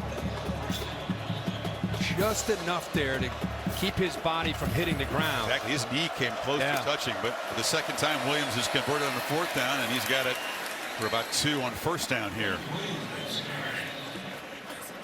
At this point in the game, LSU has forgotten about the threat downfield. They are loading up on these quick passes. Young make it pay here. You keep kind of waiting for it. Who can be that guy? Who can be the guy to stretch the field? You know it's coming. It's just a matter of when it's going to come. Going to be Ja'Cory Brooks, freshman Prentice. They've both shown the ability to make plays downfield as receivers. Gibbs motions out. Young looks back to his right and delivers. And that's Brooks. Couldn't quite escape. He's going to be tackled. Actually, there's no whistle yet. Did he stay up there? He's spotted inside the 20. Boy, it's amazing what Gibbs can do to a defense by getting him on just a motion, moving him away.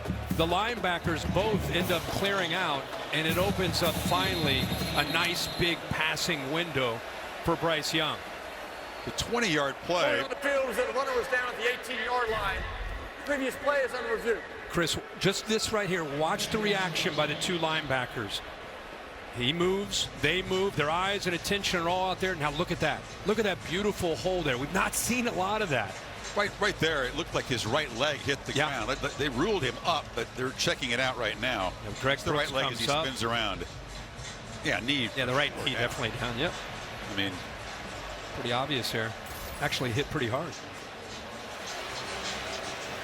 Puzzling why they missed it live, but I'm sure replay can fix that. But that play is what you're used to. When Alabama's rolling, that's what you're used to seeing, those kind of windows. Down at the 24-yard line. Now still be on the line of the game. First down, Alabama. The Tide have not been sharp, and the LSU defense has been effective at harassing Young down here in the red zone. Threatening again. Again, the pick came when Bama was at the 5-yard line. Then they had to settle for a chip shot field goal the second time they got down to the 5. Kind of had my eye on that TV during this last timeout where the Alabama offense was over there.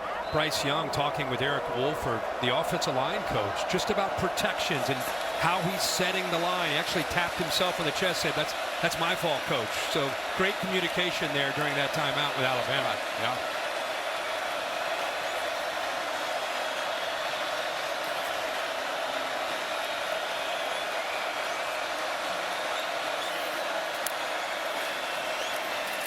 Young swarmed and sacked.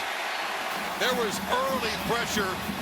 Joe Fouché got him down, but it was a swarm again by the Tigers. Yeah, they're going to bring the pressure right here, and then eventually just use speed and quickness with Fouché, who comes off that edge. Great speed. How about he just goes right by the big right tackle, J.C. Latham. He has a size advantage, but Fouché has the quickness and, again, gets to the inside and gets the pressure. They're looking at Tyler Steen, who is down on the field. They appear to be looking at that ankle. We'll step aside.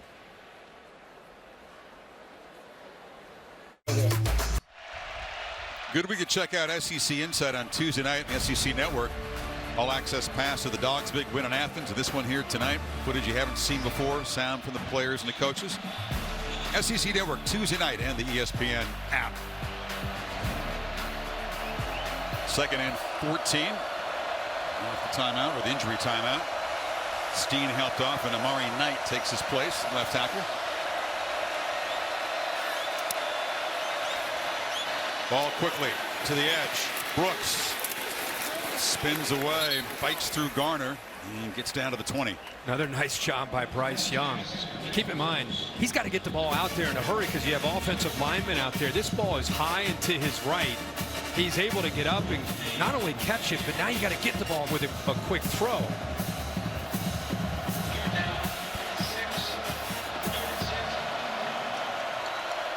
continues to show great hands. Get another third down, tied 3 for 10 tonight.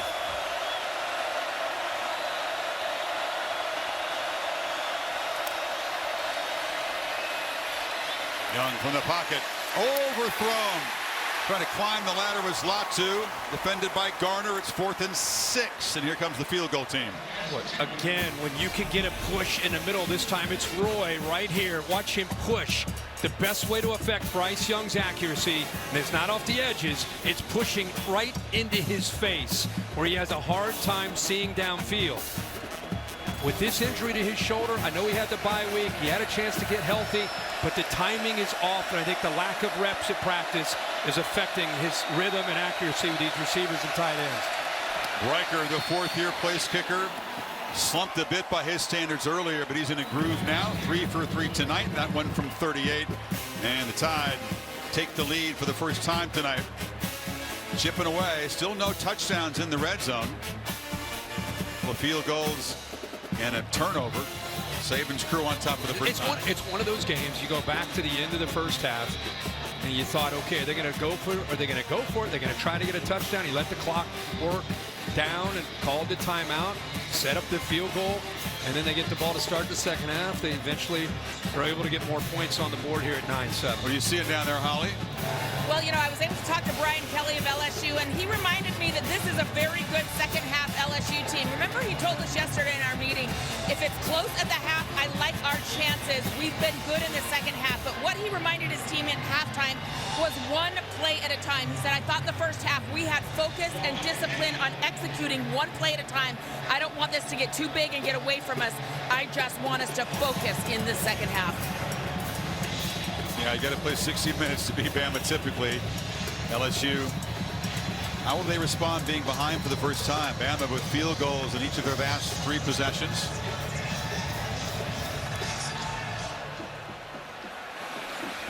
And that kick won't bounce into the end zone.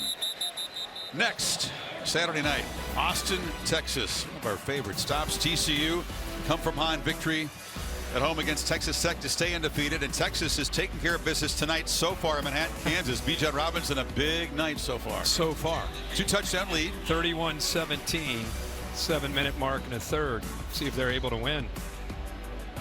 They're up. ABC, 7:30 Eastern, 4:30 Pacific. Be good. TCU off to their best start since that 2010 season, that magical year. 30+ in all 9 games for the Frogs. Daniels delivers a strike right at the marker, and Keishon Booty's begun to get involved tonight, and that's a good thing for this offense. Booty comes back to the football. Branch in pretty good coverage out there in space. Booty gets to his route, but watch how he comes back to the football. If he doesn't do that, that ball's knocked away by Brian Branch, who had tight coverage there. Which receiver can make a big play today? Who can get free? Who can get some yards after the catch? Daniels dancing around, showing the improv skills and the fast speed and the acceleration. And he'll slide safely down in Tide territory. His first big impact run of the night. But Will Anderson and company, watch them chase. They start to go into pursuit. The problem with Jayden Daniels is he can work his way back the other way. You've got to be respectful of that on the backside. If you start to just kind of think, okay, ball's going to our right, let's take off. With his acceleration and vision and ability to cut back, he can make big plays like that one for the first. These guys whip. Byron Young not able to grab him by the ankles that time. Williams plows forward. What a response from this LSU ground game, Holly, as they try to reclaim momentum here.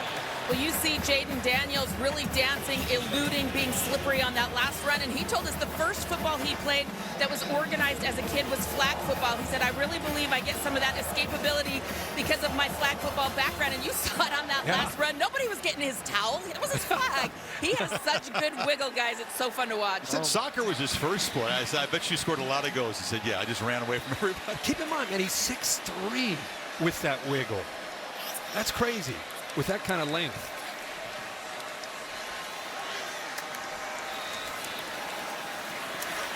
Flushed again. Eluding pressure.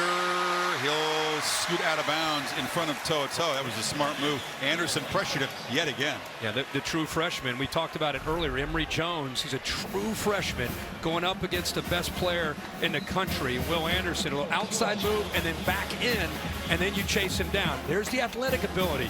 I mean, think about that. Without that ability, that's a sack. Now it's 3rd and 2. Watching these true freshmen, if you just tuned in, Emory Jones will be on the right side, 50, Will Campbell on the left. 2 true freshmen who are playing high school football, now going up against Alabama on a Saturday night. Todd have had 3 sacks and a lot of pressures. Anderson's had 5 pressures on his own. Williams busts into the secondary, 1st down, and a lot more to the 21 before Helms got him down. Turner, the center, good block here to turn it this way, and then your left guard also makes a nice block. Frazier, move and get up to the linebacker, and now you've got a chance with the former walk-on Josh Williams getting into the 2nd level of that defense with acceleration.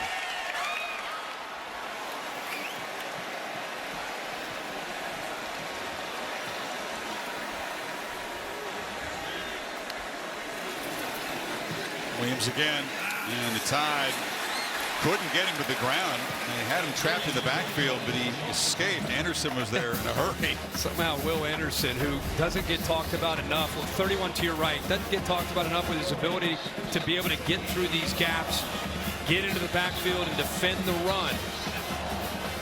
But how about the effort by Williams just to keep that play alive, right? Opponents say Will Anderson's a good pass rusher. We're going to run right at him. So look, good luck. Good luck with that. Strong hands. Strong, heavy hands. Now you've got him outside. Daniels delivers a sideline throw. It's incomplete. Tight coverage on Thomas by Eli Ricks, former Bayou Bengal. Waves his finger and says, "Not on my watch." They challenged him all week to not be emotional tonight. Pete Golding, also Nick Saban said, "Eli, I know you're going back. You're playing against your former team, your former buddies, but we need you locked into what we're doing." He won the starting job a couple weeks ago, and for the most part, that's where he's been, that state of mind. Love to see that. Resentment against him by the fans here. Didn't like the fact that he transferred to Alabama, but made a good decision. Play clock's winding down, so no urgency. LSU will have to spend a timeout here. This important drive in the red zone, trying to reclaim the lead.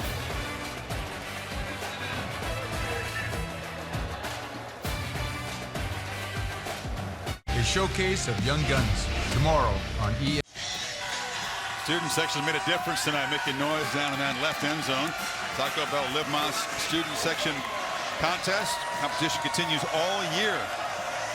These folks inspired the first night game in this rivalry since 2006 here. And now Daniels, Kirk, tries to convert on 3rd and 7. Alabama's been pressuring on these 3rd downs. You're going to want to keep an eye on, even if he doesn't throw, the ability to scramble down in the red zone.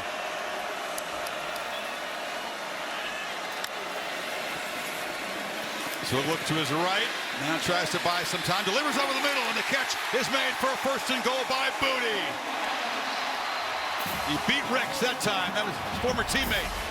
Yeah. Out here to the right, 3rd down, very patient, just kind of feeling it late. He was actually improvising here, reacting to his quarterback, trying to get separation. He was trying to pull the defender away on the initial play to try to draw him away to open up another receiver downfield, and then once the quarterback, Jayden Daniels, started to react, he instinctively ran away from Ricks. 1st and goal. Booty again. Spins and is shoved out of the 2 by Brian Branch. Boy, if he puts that ball just a little bit more out in front, allows him to be able to run without having to come back to it, he might have had a chance to get to the corner. Good heads-up play by Branch to catch up to him, and it goes up and over. Hopefully everybody's okay down there. But a good job by Branch to get him out of bounds. But if that ball's thrown out in front, it's probably a touchdown. Spotted at the 3, 2 tight ends in for the Tigers. Williams is the back.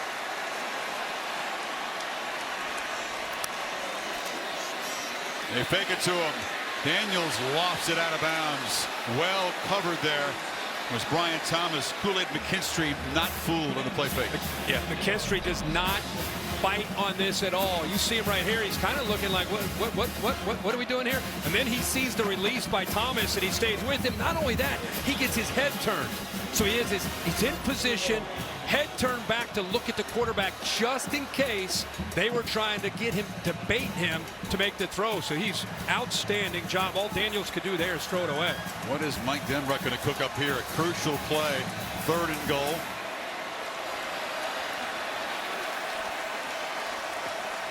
Got to hurry here. Already spent 1 timeout. They do get the snap off. And wait a second. No, they did not. Got movement. Play clock was winding down. And somebody jumped. On the offense, not all 11 players were set for 4 seconds. 5-yard penalty. Remains 3rd down. Now he's got to come up with a different play. The ball be spotted back at the 8. Well, when you're in a game like this and you don't get a ton of opportunities inside the 5-yard line, you're in a 2-point low-scoring game. Now you got a 5-yard penalty to set you back. See if Jayden Daniels can make a play with his arm or his legs. You see Kelly say, "Let's go." I think he wants the call in. He wants the. They're down to 10 more seconds. Urgency here. Yeah.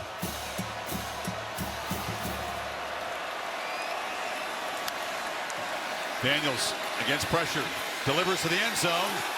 No contact. A flag did come out. Trying to work his way back to the football was Malik Neighbors. Ricks was in coverage, and there's a flag. Couldn't tell if it was a slip or he got shoved. He pushed him into the ground. He was on him tight. Pass interference. Defense number 7. He's grabbing onto the jersey, and then there. He's got very physical coverage there. Good call. There was some slippage there, but enough coverage by Ricks, and the ball's at the 2, 1st and goal. And LSU catches a break. Daniels is throwing a fade to the corner. Neighbors is working the back shoulder fade back, and they end up getting interference. Power set. Look at everybody bunched together. Williams. That humanity. Muscles for a touchdown. Tigers back on top.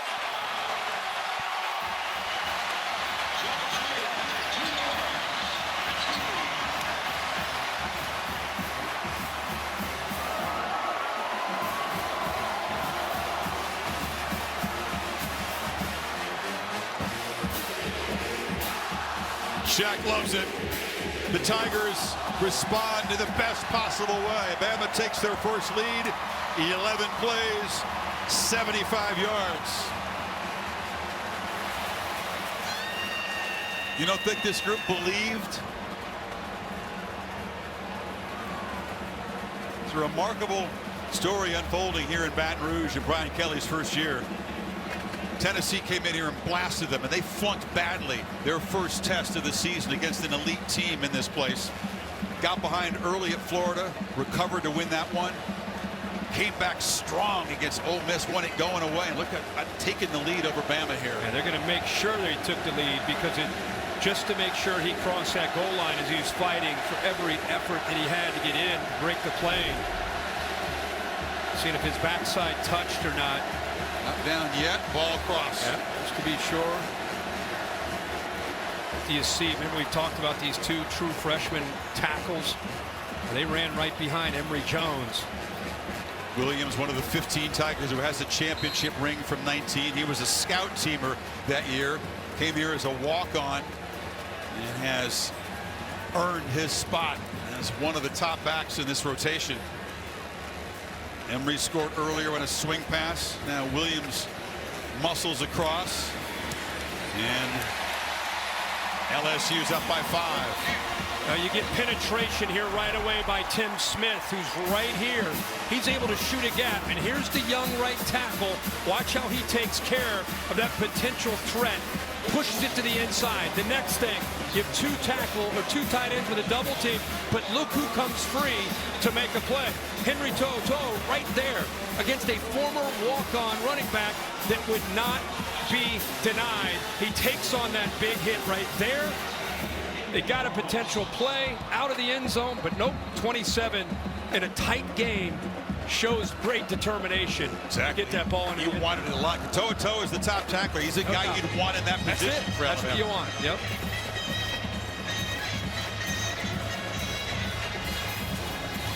So Bryce Young comes out, answers the bell.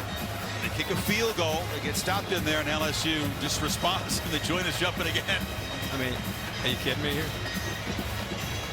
It's fun. You and I, it's just like shoot it into your veins, right? It's possible to have a close game, partner. Oh, just Saturday night in Death Valley in the SEC. Sign me up.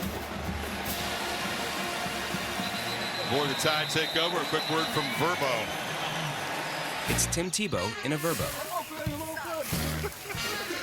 where you get the whole place to yourself. So it's always just you and your Gators. So 41 and a half minutes of play so far, and Bryce Young and Bama have not yet found the end zone. They're having a little fun down there. These are the drives. These are the moments that we bragged about Bryce Young. The composure, the poise in this atmosphere. See how he does. His left tackle, Tyler Steen, is back in the game. And Gibbs is hit and falls forward for a yard. Perkins again making a play. Oh, man, chasing that from the backside. By the way, another high snap again. This Young showing his athletic ability over and over, being able to handle some of these snaps. Look at Perkins chasing that thing down. And get used to hearing Harold Perkins' name when you watch LSU football. Number 40, true freshman, will be all over the field over the next couple of years, and not to mention the rest of this year.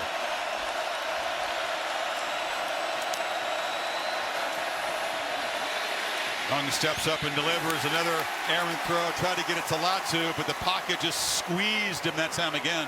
Yeah, Wingo actually gets in there, beats his man, and again, I keep talking about it. It's not always a sack. It's just affecting the quarterback, whether it's his vision or his footwork, and eventually you can affect the timing and the accuracy downfield. They need 8 to keep the football here.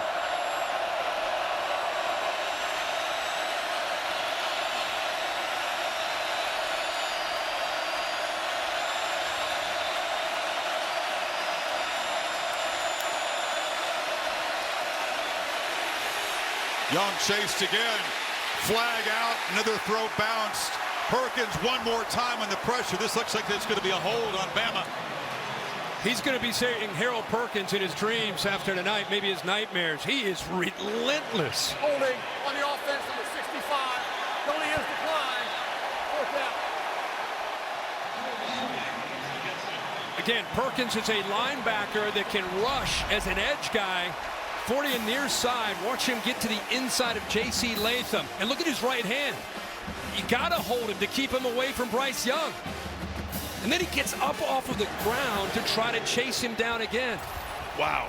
So the speed you talked about, the power, and then they push him relentless effort. And then he's got a motor to go with it. And a whistle before the punt by Burnett. False start. Offense number 19. 5-yard penalty. 4th down. It's just amazing to think that in an environment like this, against athletes, that a guy who was playing high school football a year ago at that position, that linebacker position, can affect the game. And the Heisman Trophy winner as much as Perkins has done tonight. And he's done it from the opening drive to this pass drive that Bryce Young was out on the field, and he's been everywhere. And he's had a great season. This is his first big game, but to do it in this environment. And Matt House has done such a good job of utilizing him in so many different areas. Goes back, makes the fair catch at the 35-yard line, and now a flag after the play. This is going to be some kind of a personal foul, I think.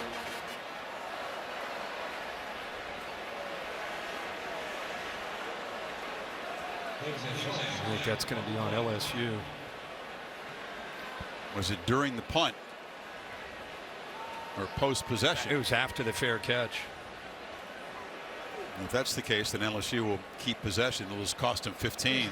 After the play was over, personal foul, unnecessary roughness, receiving team number 17. 15-yard penalty, 1st down. And Xavier Carter, Kelly's not buying it at all. Yeah, he did it. You can see it. Just a poor decision by Xavier Carter. We talked about the emotion of these games. It's not unusual. You know, players will get caught up in that and make a bad choice. It wasn't that big a bump when we're watching it here. No, you go ahead and roll it, and you'll see this right here. Near the fair catch has already been made, and he kind of lowered his shoulder a little bit. That's enough to me. Yeah. So that moves the football back to the 20.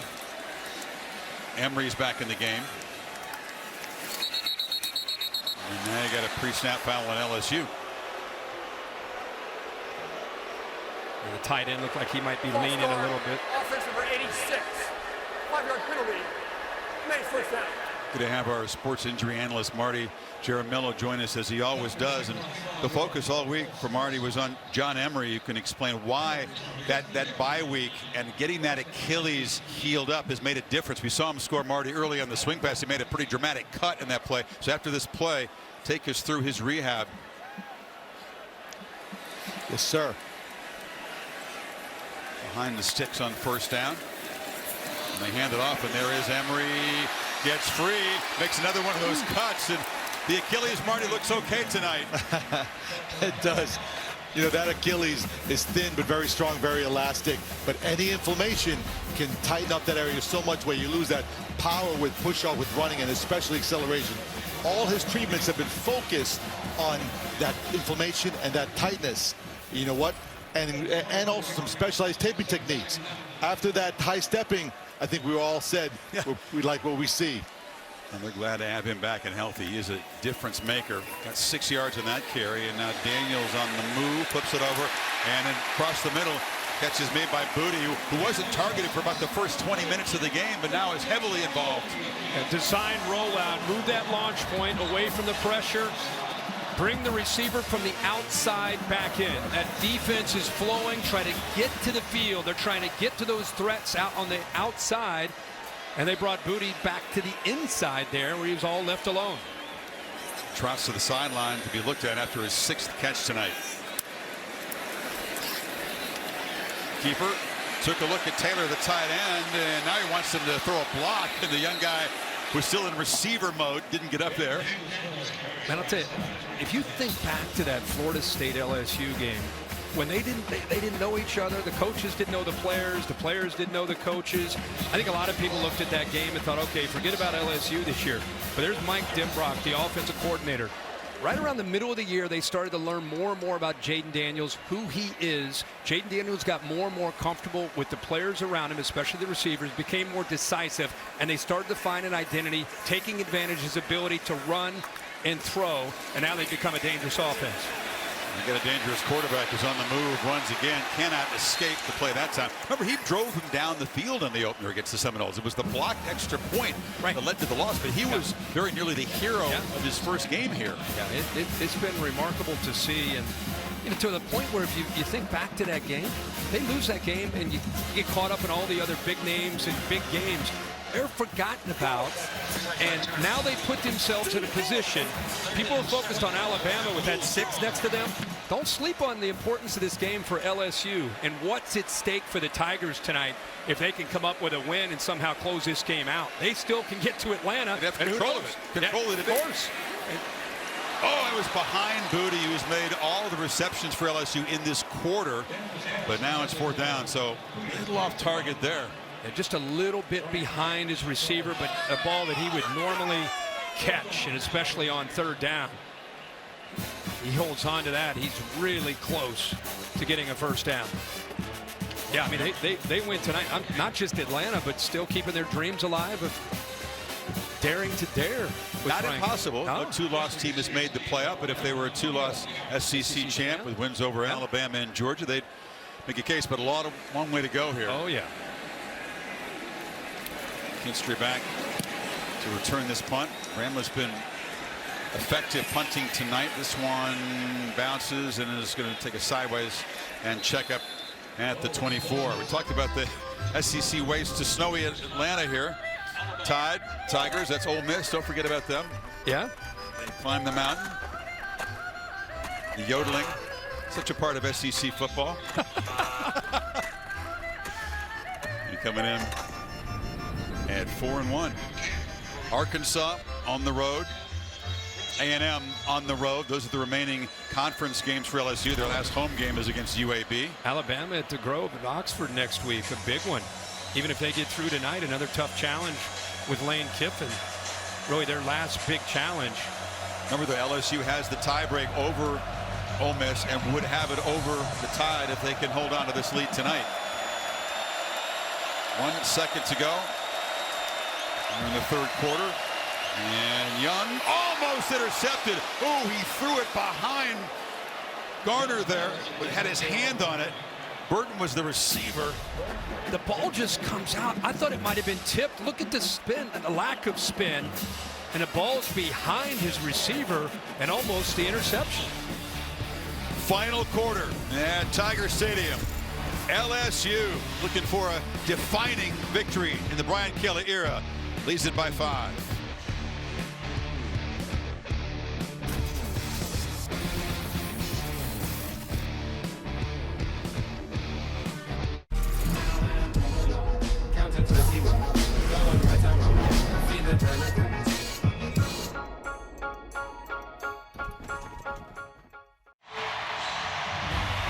CFP National Championship Trophy presented by Dr. Pepper. He won in LA on January 9th. Saban had more of those than anybody, but the playoff hopes on the line for Alabama here in the final quarter. 2nd and 10. Gibbs in space. Look out. He can fly. Fastest member of the Crimson Tide team scoots out of bounds at the 40. Boucher finally forced him out, but he's a game changer. Watch this offensive line, able to take on that slant, and then there's the instincts to cut back. Who else does Alabama turn to? They're on the ropes right now, on the road. The quarterback, who usually comes through, is not able to make plays yet, so you get the ball to Gibbs, your playmaker. Bama finally at 100 rushing yards tonight. Gibbs has got it again. Much more dynamic running game than last year. Last year, you talked about the downfield shots, Young's passing. Robinson was a solid back, but does not have Gibbs' ability to threaten the defense and take it to the house. No, very different. Saw Harold Perkins go down here. Freshman who's been the star for this LSU defense tonight. Quickly attended to. Yeah, he came up limping there, and he just ended up going down to get the training staff out. Let's go back to look at this long run. Look at that offensive line. Nice job of being able to handle that slant and angle. Actually, that's the play right after it. Still positive yards. Perkins is jogging off the field. Jogging with a slight limp. Yeah. Good to see him on his feet. Gibbs quietly with 81 yards after that 34-yard gain. What a tough night so far for Bryce Young. It's not about the night. It's about finding a way to win the game. You could make a strong case that this has been his toughest start for him in his entire career.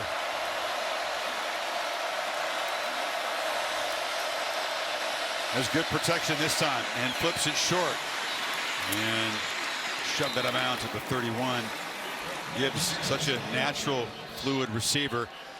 The last guy for this team to lead them in rushing and receptions was Bobby Humphrey. Remember the great Bobby Humphrey way back. Bobby Humphrey, his son Marlon, of course, playing with the Ravens, one of the top corners in the game. Gibbs, the first since Humphrey to do what he's doing tonight. 26, I want to say. Yeah. And then again, not on the same page. Brooks and Young that time. Yeah, more of the same. And if you show this route, you can see, and they're talking to each other right now to try to get on the same page. Just not understanding. You got a corner that's up tight. Is it man? Is it zone? Bryce comes off of it. He's expecting him to come off of that. You can see Ja'Cory looks back at him, and then they came together and talked about it.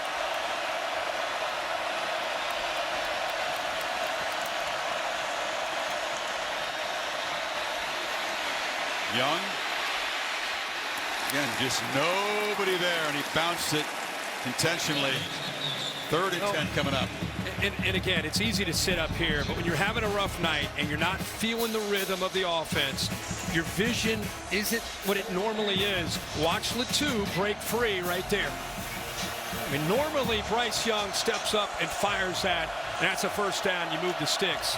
But he's just having one of those nights where he doesn't have his rhythm. He's not in sync, but trying to figure out the coverage. Now, you can say, what's wrong with Bryce Young? I'd rather say what's right with Matt House changing things up on him and confusing him, the defensive coordinator from LSU. 3rd and 10. Young trying to improvise, goes to the edge, and he'll be dropped. A flag down in the secondary. Mekhi Wingo made the sack way back at the 38. He ran right back out of field goal range. Yeah, they might get holding in the back end by Bernard Converse. Once he went into scramble mode, you know, the defensive backs are trying to plaster. They're trying to stick with those receivers, which is tough to do when he's back there scrambling and buying time, and you got receivers that are trying to break free. Milekior signaled that it's on LSU, and that makes sense. I think they're going to get him. He was trying to stay with Isaiah Bond. This would be a big break, obviously, for Bama. Automatic first down would go with that hold.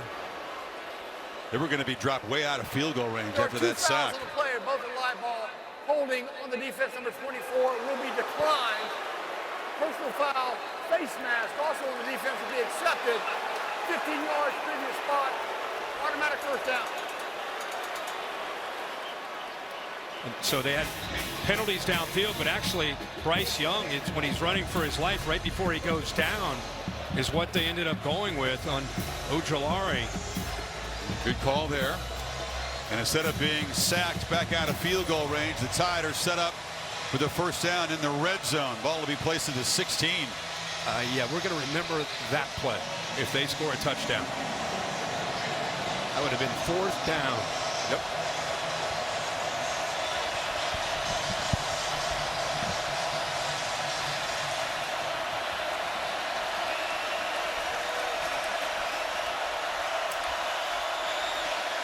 Gibbs makes a cut, barrels down to the 1.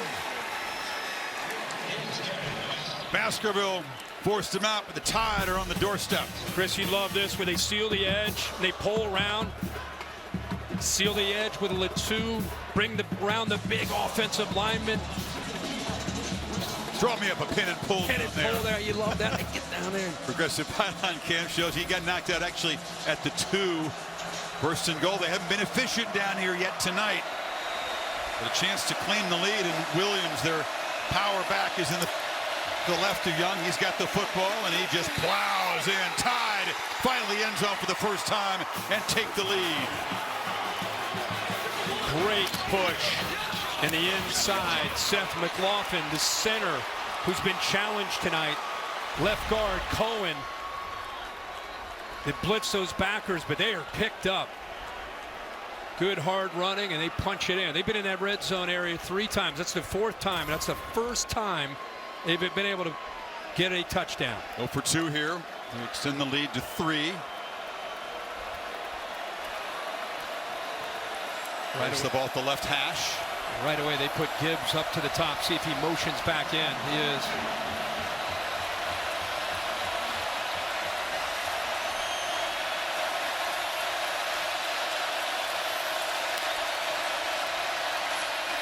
Young flips it incomplete.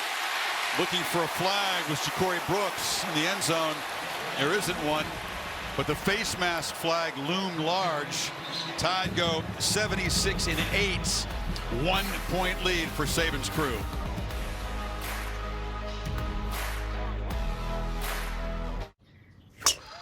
Trash. We can't punch this one in. We don't deserve. What is seen tonight? ESPN College Football Primetime presented by Subway. This presentation of the SEC on ESPN. Dr. Pepper Championship Drive game of the week. The Tide have reclaimed the lead. Amir Gibbs on that drive ran it for 54 yards. About a 7-yard pass, which resulted in a first down. And then Roydell Williams powered it in. Bama finally finding the end zone here early in the final quarter.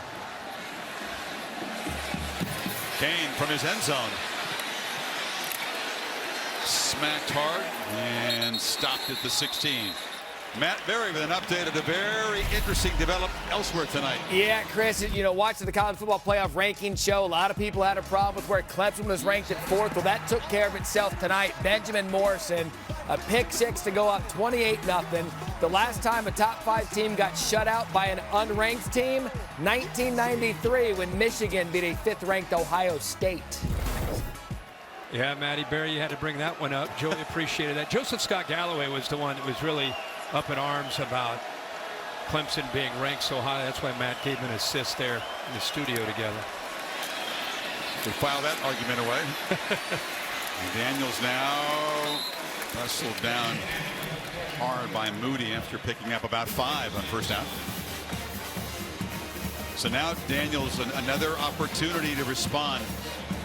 LSU offense has only put up 235 yards. Rush yards have been sort of hard to come by tonight. 1 electric run, that's it so far for Daniels. Passing has been really a challenge. Oh, short catch, hammered immediately is Kyron Lacey. Your guy Branch stood up there. There's a flag there.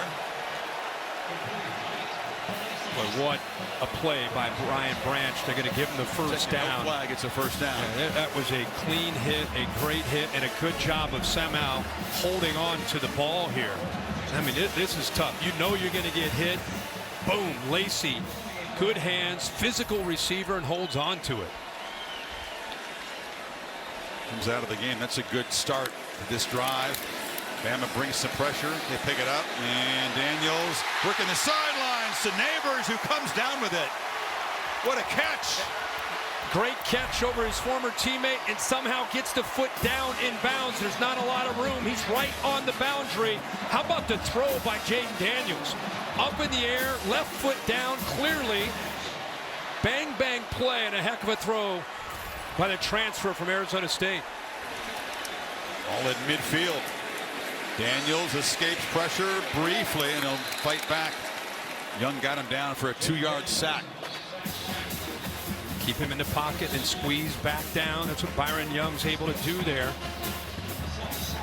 5 sacks now for Bama, and a whole bunch of pressures in this quarterback. Remember when Jayden Daniels was a true freshman out of Tempe? You and I called a game when he went up against Justin Herbert, the Oregon Ducks, and he was spinning it that night. And I think a lot of people realize, yeah, he's a great runner, but man, he can throw the ball when he has time. There's a completion. We brought that game up. He was smiling. Herbert's gone on to do pretty well in football, but Daniels that night, the deep shot there, they held off Oregon and ruined their playoff chances. Frank Darby downfield, and Brandon Ayuk on that team. He had some great receivers, but yeah, that was a shocker that night. Here he is a few years later, transfers into Baton Rouge, finds himself in a 1-point game against Nick Saban and Alabama with a lot on the line for both teams.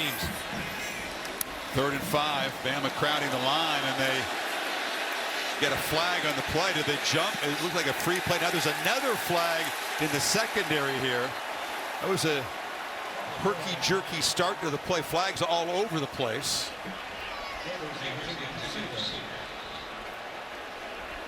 It's the kind of a modern version of a hard count here with a snap right there. You see movement right in the middle. It was Latham who jumped. So Daniels feeling he had a free play, threw it downfield. Then there was a flag near the intended receiver. Yeah. Well, it was Ricks in coverage where that flag came out against Neighbors. Nick Saban saying, what are we doing here? That ball wasn't catchable. What are you doing?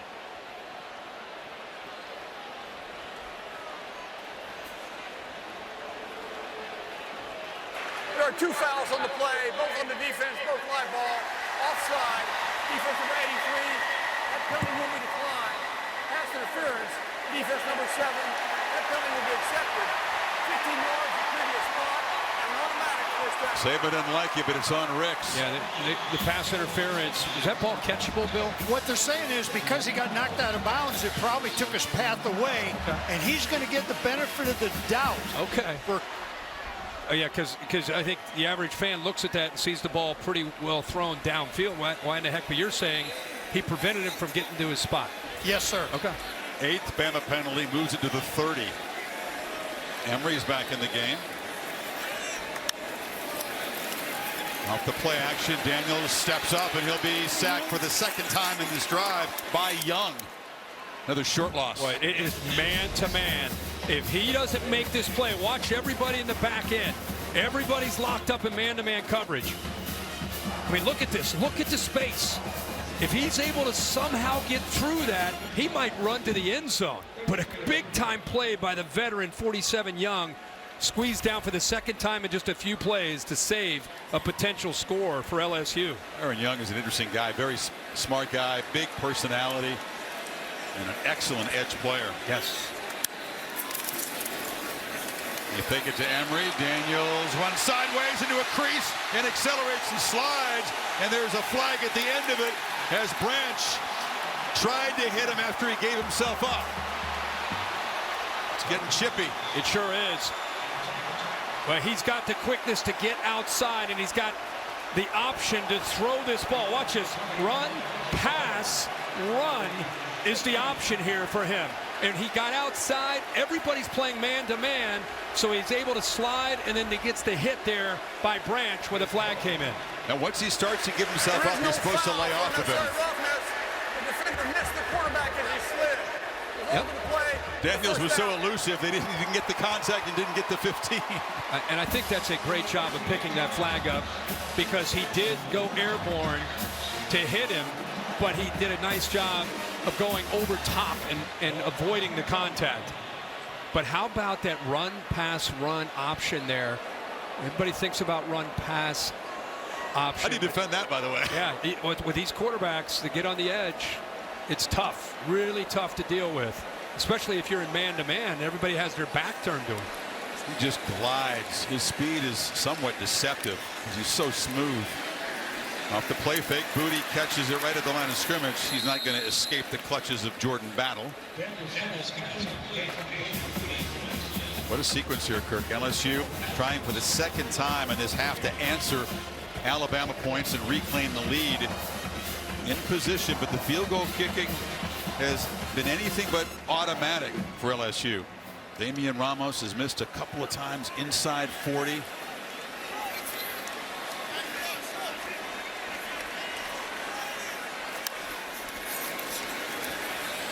Daniels, a short dart. Good work by Neighbors. He made the high acrobatic catch a moment ago, fights hard and makes it a 3rd and short here. Yeah, the other thing is Daniels, remember we talked early in the year, he was a little hesitant. As the year has gone on, he's been more decisive. There's another example. Get the ball to your hands in a hurry. If your senior man is open, get it to him and give him a chance to fight for some yards. And this drive started at their own 17, under 8 minutes to go.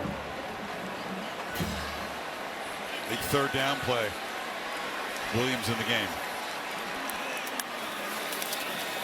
Daniels running all the way, but the Tides swarm him. They string it out and drop him for a loss. Jordan Battle along with Jalen Moody, and now it's a 4th and longer. Yeah, just a good job here. To's out here. He gets involved, but it's also these top 2 defenders. They know they have to set this edge. Battle is going to work his way out there. There's Toe. And then eventually Moody cleans it up. So here is Ramos. He's a walk-on redshirt freshman from Baltimore. He's missed a couple of times this year inside 40.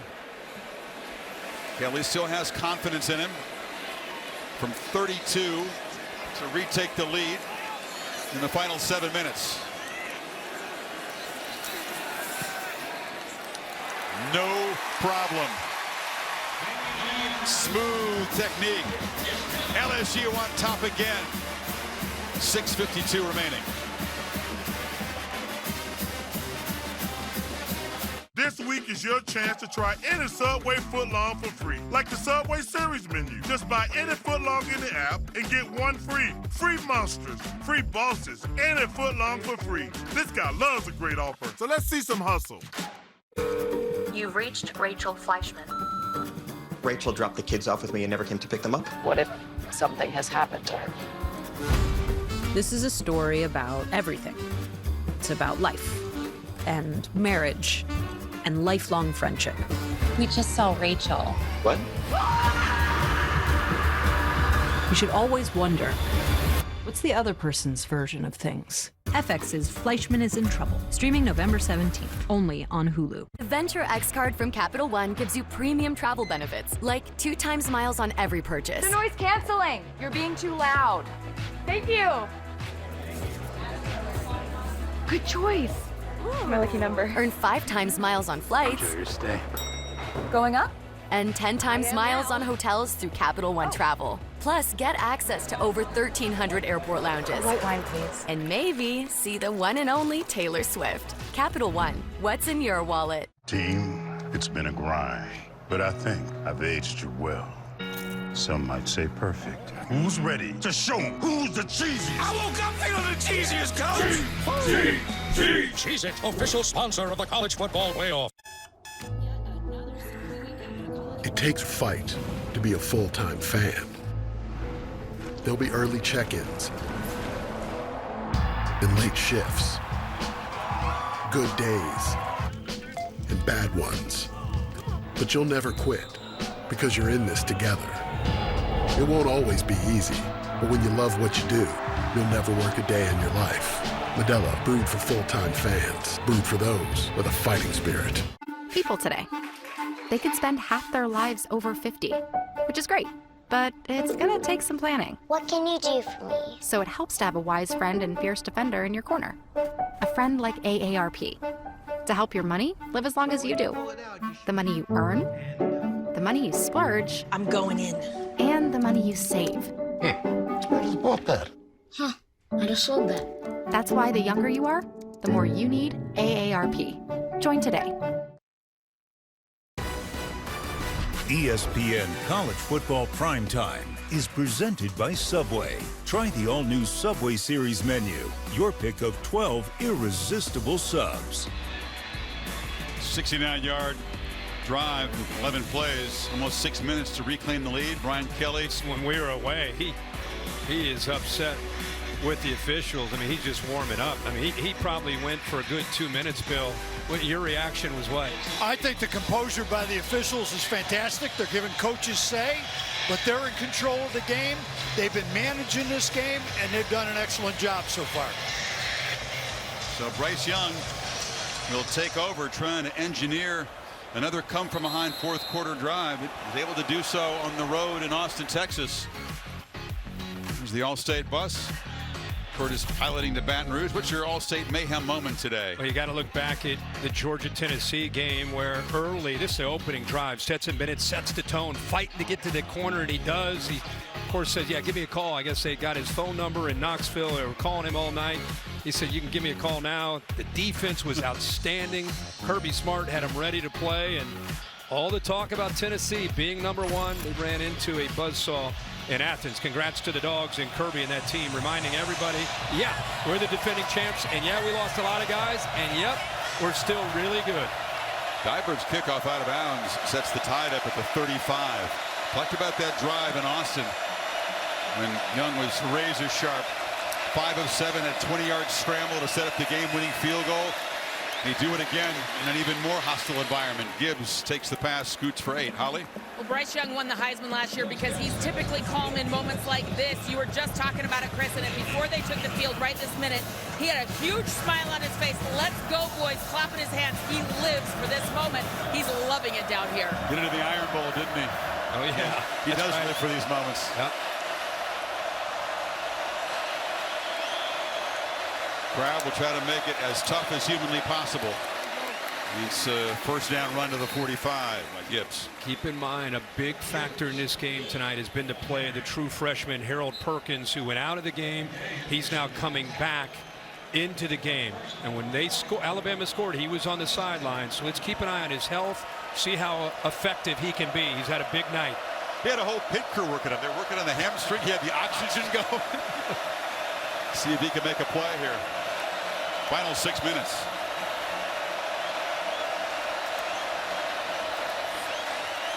Bring a four-man rush. Protection is good. Young finds Gibbs, who slides for a catch at the LSU 41. First down again. Well, he got lost in coverage there. Again, that's what Bryce Young can do with his feet. He kind of steered the receiver into that hole. Actually, Gibbs into that hole, and looks like he does a good job of securing that for a catch. Perkins comes out of the game. Gibbs is forced out for a loss on the near sideline. I'll tell you, Gibbs for a running back, he has some incredibly instinctive moves when Bryce Young goes into that scramble mode of just trying to find that hole in the zone. He was way off to the right near the sideline. He saw Bryce start to scramble and immediately would do something you'd see from a receiver to kind of work back to the middle of the field. Empty backfield.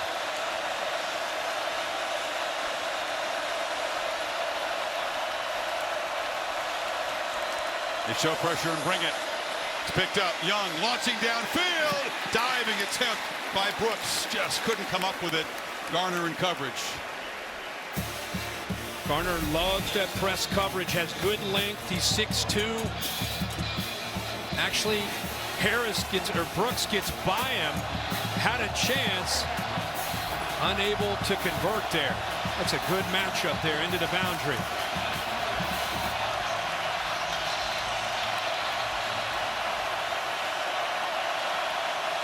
Third and 10. He's going to move Brooks over to hit left, give him a little communication. Got three receivers that way to the field. Pressure again. Young escapes for now. Still alive. Flings it downfield. As Brooks wide open. And the Tide take the lead. And that is patented Bryce Young magic. How did he get out of there? Wow, Chris, that's why you're Bryce Young, even though you're not having a great night. Once he starts to scramble, watch this right here. The two defenders peek and get their eyes in the backfield. Now they've lost both the receivers. Everybody's watching in the backfield to try to figure out what Bryce Young's going to do. Keeps the play alive. How about that effort to somehow just navigate his way through? And man, Matt House must have told us 5 times this week, we've got to plaster when he scrambles. They've done it for the most part. That time they lost him. First touchdown pass of the night. Again, they go for 2. Young fires across the middle. That's off the hands of Brooks. So they tried to make it a 6-point game. But the magic of Bryce Young, the top improvising freeform player in the sport, he paid a price early with the pick in the end zone. That time, a piece of magic to Brooks. The lead is 4. 4:44 left. Unreal.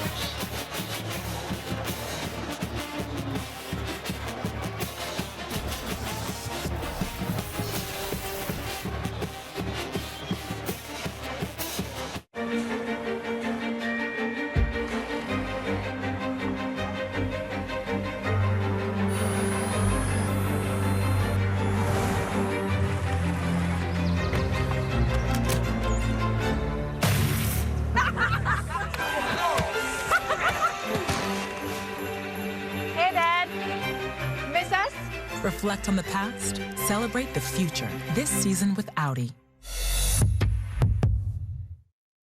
Eat, play, eat, play, eat, play. Combo! Dave & Buster's Eat and Play Combo is back. Get an entree and a game card starting at $19.99. Now through November 27th, only at Dave & Buster's.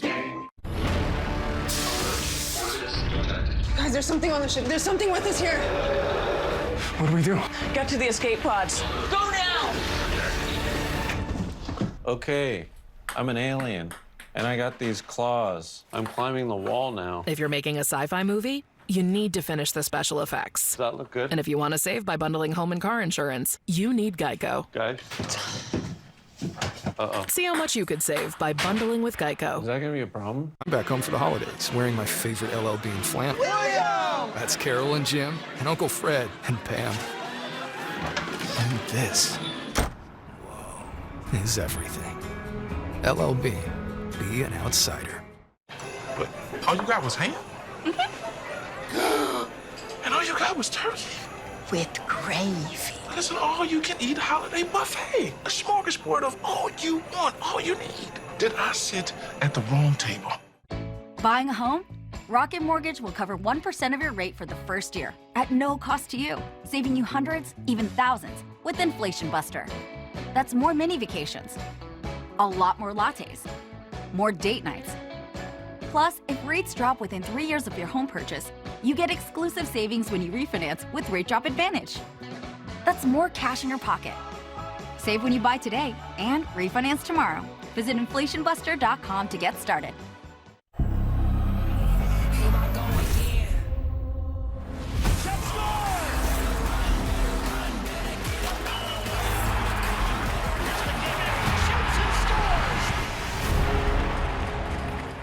UFC 281. Buy it on ESPNplus.com/PPV.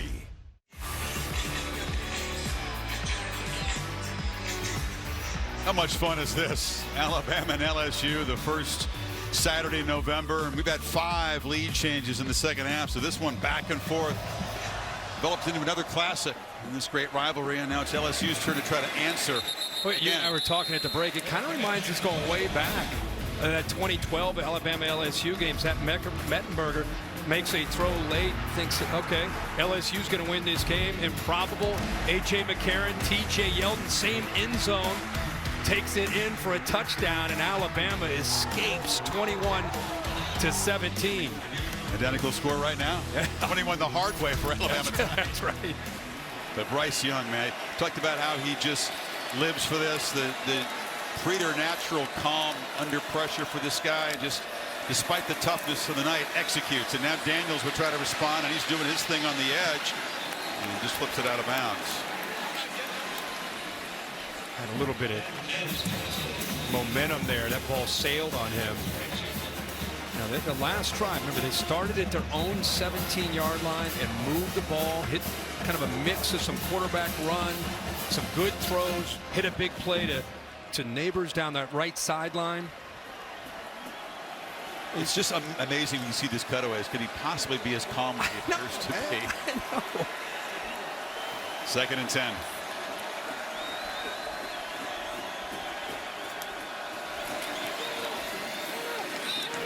Making a cut, powering for about 4 yards there before Jalen Moody got Emory down. A reminder that the control of the SEC West is at stake for the winner of this game. LSU's already beaten Ole Miss. Bama's got Ole Miss coming up, and you can see that chance to reach Atlanta if they win here for Alabama. Yeah, pretty strong. Yep. For LSU as well. Big 3rd down here. Getting close to 4 minutes to go. They're using a lot of clock. They had to spend a timeout earlier in the half, so just 2 remaining.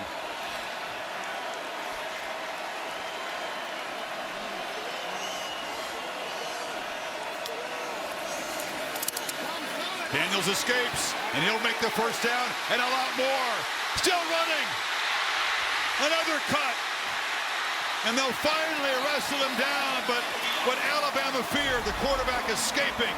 Well, watch the middle open up right here. There's nobody to spy, nobody on 3rd down to account, and all in man-to-man coverage. So once he breaks free, he's got room. I talked about it earlier when you saw Young make the sack. If he were able to break free, he would have had similar ability to take off because of the man-to-man coverage. Where was the spy in that play? No spy. No spy. Wow. Interesting call there. 31-yard gain. Remember, that was on 3rd down to keep possession. Now Daniels looking to throw on 1st down to Booty on the edge. Incomplete, but a flag. Branch was in coverage. Dragged the receiver down. What a sudden change in the last 2 plays. Incredible. That is good against good. And often on these deep balls that are underthrown. Pass interference. Defense in the 14. Slot fade, work back to an underthrown ball. Branch never sees the football. Booty's coming back to the ball, and that left arm prevents him from having a chance to get to the football. Branch has had a heck of a night, but not locating the ball there cost him on an underthrown football. It looks intentional, really, to prevent the catch. Penalty not as damaging as the play would have been. The ball spotted inside the 25.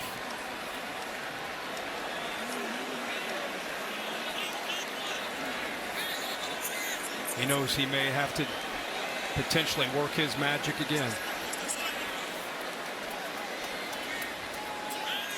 Crowd gets so quiet when LSU's got the football here. Keeper again. Daniels hammered hard after a 3-yard gain. Well, he kept his footing. He got his left hand down to stop him from going to the ground in the backfield. I think his feet just came out from underneath him. So instead of a 2-yard loss, it's a 3-yard gain. Every yard matters. Of course, the field goal won't do it. There's not a lot of clock urgency. No. Kelly going really all in on this possession. He doesn't want to give Bryce Young any time. That's fair. To work.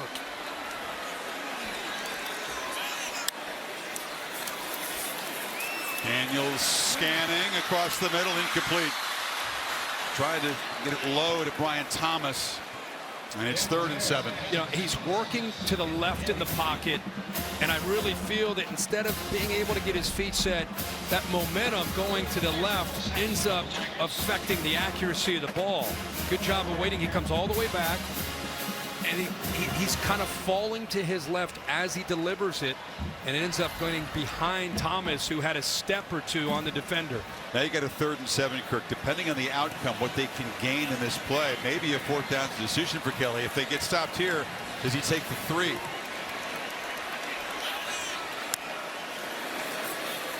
They run it.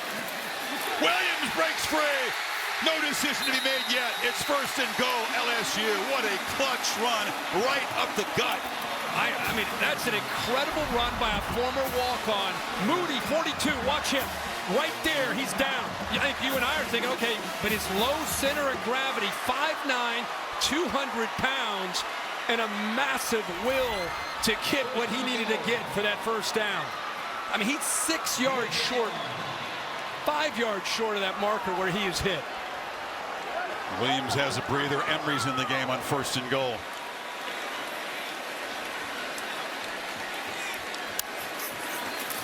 Daniels lofts to the end zone. Caught! Touchdown! Mason Taylor, the freshman!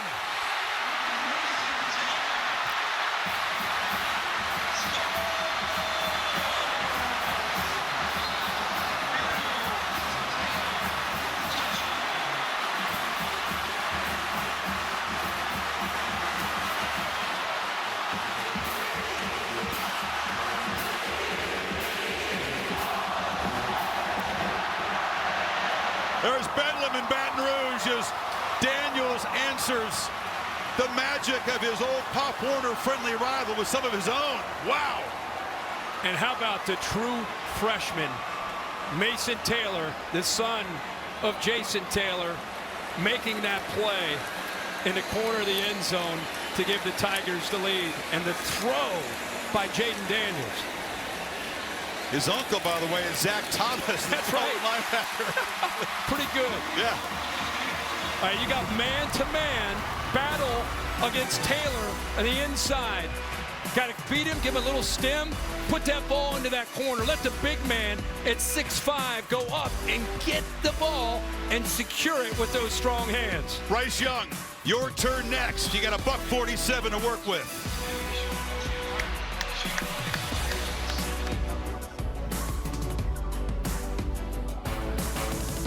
Get Black Friday deals now at Target.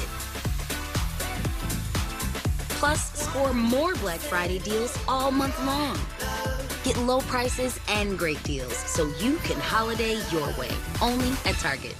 With DirecTV, I can get live TV and on demand together. Football, Housewives. Football, Housewives. Whoops. I just want to talk. Get your TV together.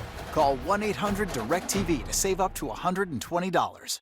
On an angsty Fansville by Dr. Pepper. Whoa, Dr. Pepper Zero Sugar? Yeah, stole it from my parents. Oh, you think you took quarter drink regular Dr. Pepper? Derek. I bet you think it tastes good, huh? Yeah. Yeah, I'll be the judge of that.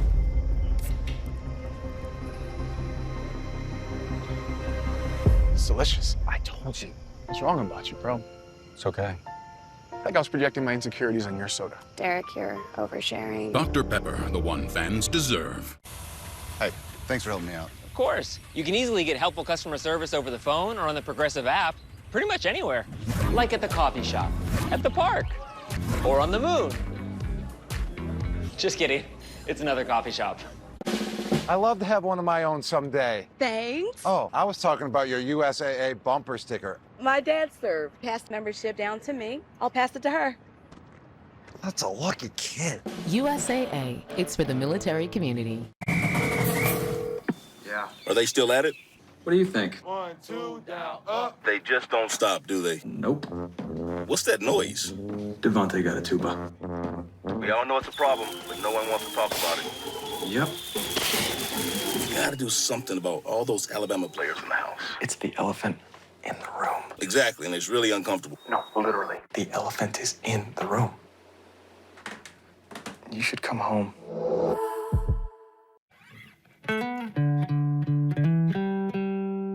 There's so much to protect in our lives. That's why Nationwide is on your side. Did you know Google makes a phone? Sure, it's beautiful, but it does things other phones can't do, which is how it helps take annoying items out of pictures. Introducing our newest Google Pixel phones. Switch to Verizon and get Google Pixel 7 Pro on them with select trade-in and 5G unlimited plans. Yo, my name is Luis, and the little thing I love about the Chick-fil-A Grilled Spicy Deluxe is the different flavors that are hitting your mouth at every millisecond. You get the explosion and the zestiness of the chicken, then that spice just kicks in, and if you add that cilantro lime, perfection. Let me show you something.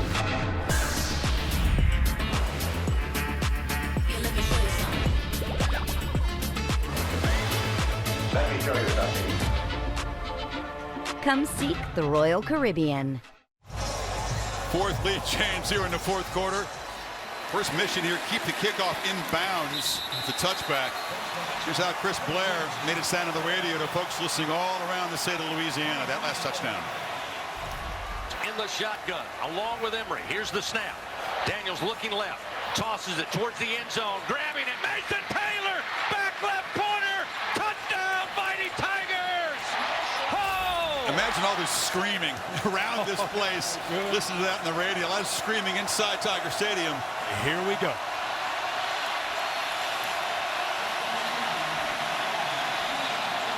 Died 75 from the end zone. Reichert's field goal range about 50 to 55. He's still got to move it about 50 yards in that position. And the catch made by Latu, and that's a good start to the drive out to the 40. You keep Perkins as a spy. You take him away from coverage. Great call there by Bill O'Brien. Latu, easy completion to get this drive started. Watch the composure of Bryce Young and with that clock running. Flushed and then throws it away. Perkins was pressuring him again. Of course. He was spying him. It looks like that's where he's going to be. What I love about when he spies is he closes ground and comes towards Bryce Young. Instead of just trying to prevent him from getting outside, he's going at him. Makes it really tough for Young to be able to take his time in finding a receiver.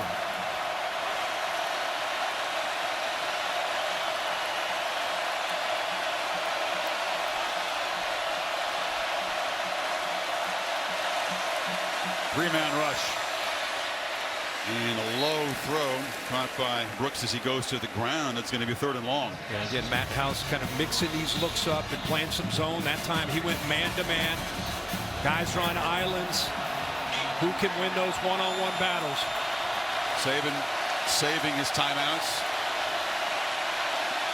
And third down, Young converts again. Catch made by Burton. Skips out of bounds at the LSU 43. You got to get separation, and he does.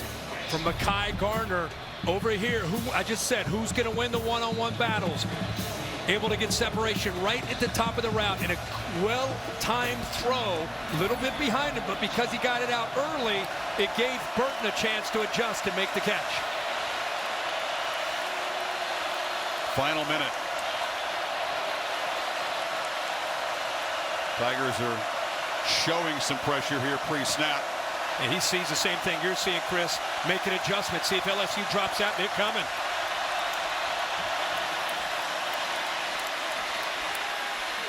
Matsu couldn't reach that one.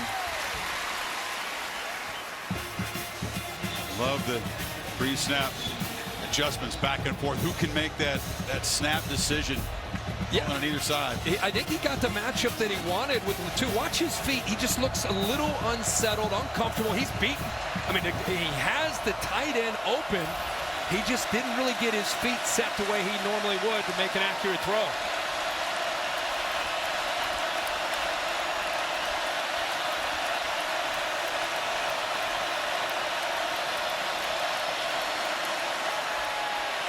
Young, another long throw, diving attempt, catch made by JoJo Earl. His first of the night is a huge one at the 28. The timing here is incredible. He makes this throw, the anticipation, and a night where he's not been in sync with his receivers before Earl came out of his break. Right back to work, and this one's a throwaway. JoJo Earl, part of that receiving core. An interesting piece. They thought he might play a big role tonight. He hasn't until that moment. Yeah, and you go back to that throw, the timing of that, what you couldn't see is when the ball came out. Yeah, he threw that well before JoJo Earl came out. And again, not perfect, but when it's early like that, the receiver can locate it, find it, and adjust. Young, of course, thinking end zone, win it now. Don't settle for a overtime forcing field goal.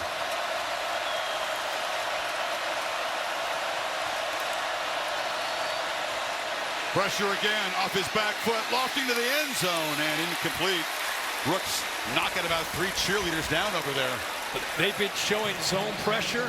They've not been playing straight up zero. I mean, they brought everybody, no safeties in the middle. Watch this safety gets occupied. I mean, that's zero. Bring one more than they can handle. Can you get to him before Brooks can win one-on-one against Bernard Converse?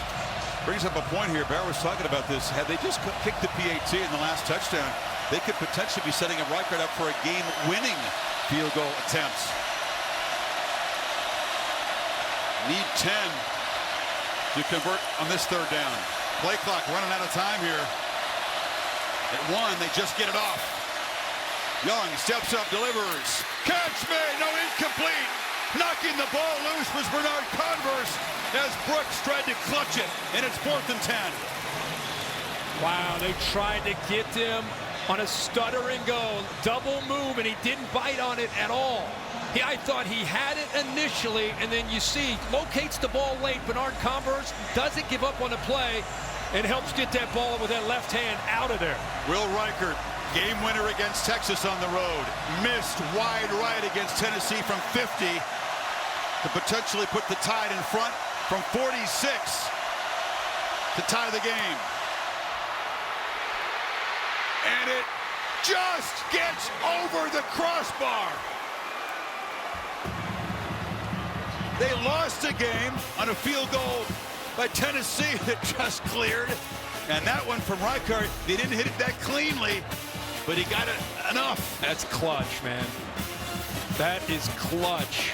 I mean, look at the backspin. That's not exactly how you want to strike it, and that is just enough. Got over the crossbar. This is beautiful. Look right here. Are you kidding me?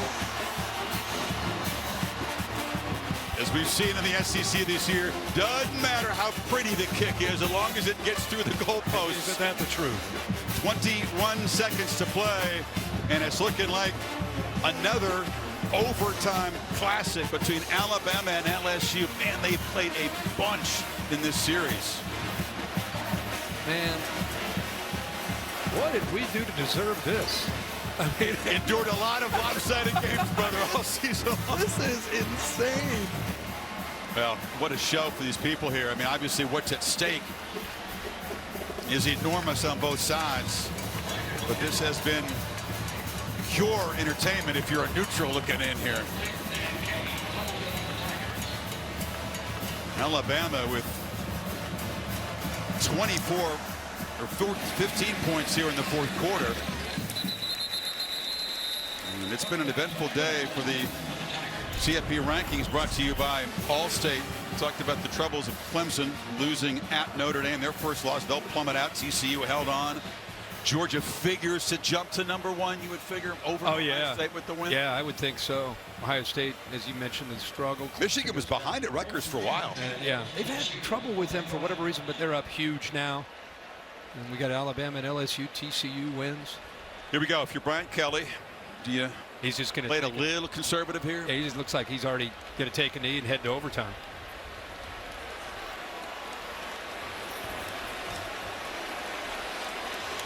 The crowd's not feeling that. Well, it's a sensible decision, I think. Yeah.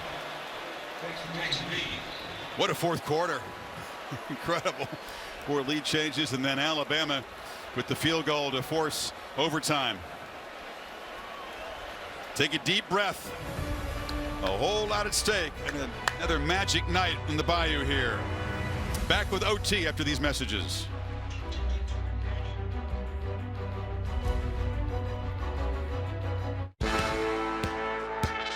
Hey man, is that the original hoodie? Yeah, that's nice. We invented that. And his. Nice catch. And hers. And theirs.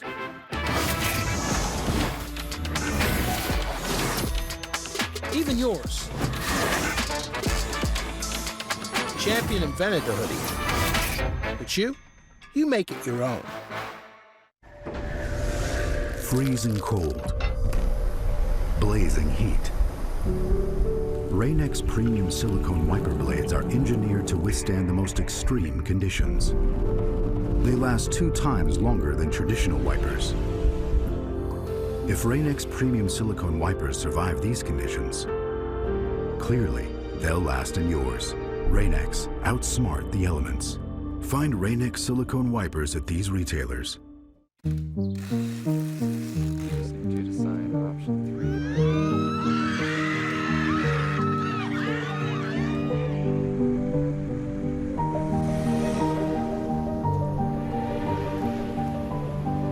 This year, we're helping our customers save for the 1.7 million things that matter most to them. Just another reason why we're all better off with an ally.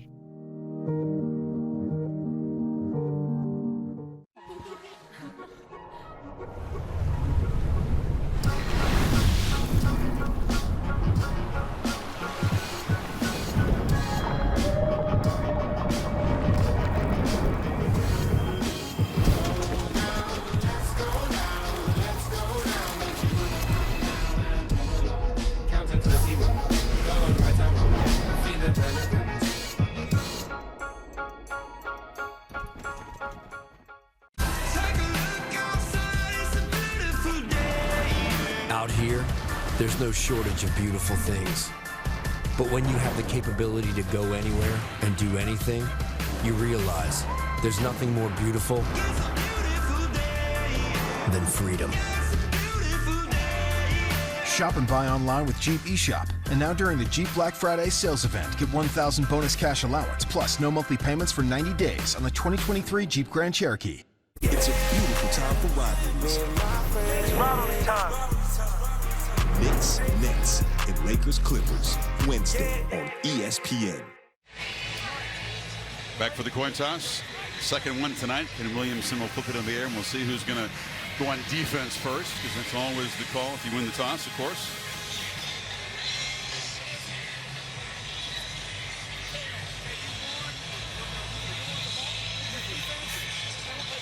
LSU won the toss, and Bryce Young and Alabama will be on offense, and he pointed to the direction away from the students.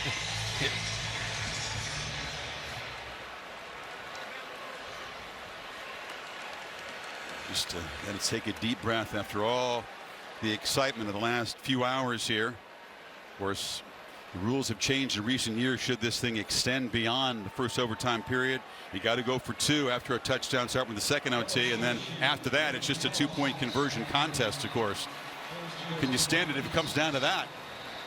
When does that start? After which possession? The third overtime. Third overtime, okay. Was it Penn State, Illinois that went back and forth? There were something like 9 failed 2-point tries in a row. Just kept going and going and going. Will Reichard with that clutch field goal to force this OT. Comes the kicking career scoring leader. 387 points.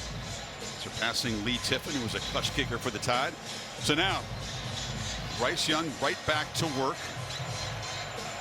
Bill O'Brien thinking, what's my best stuff here?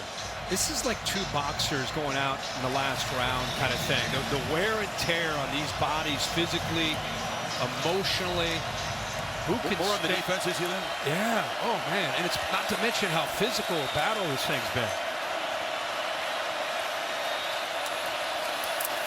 Gibbs stacked up and knocked down after a 2-yard gain. Ironically, they both coming off of a bye week. How do you handle that bye week? You know, you have 2 weeks to try to get ready, not just with the preparation, but staying in shape, game shape off of a bye week.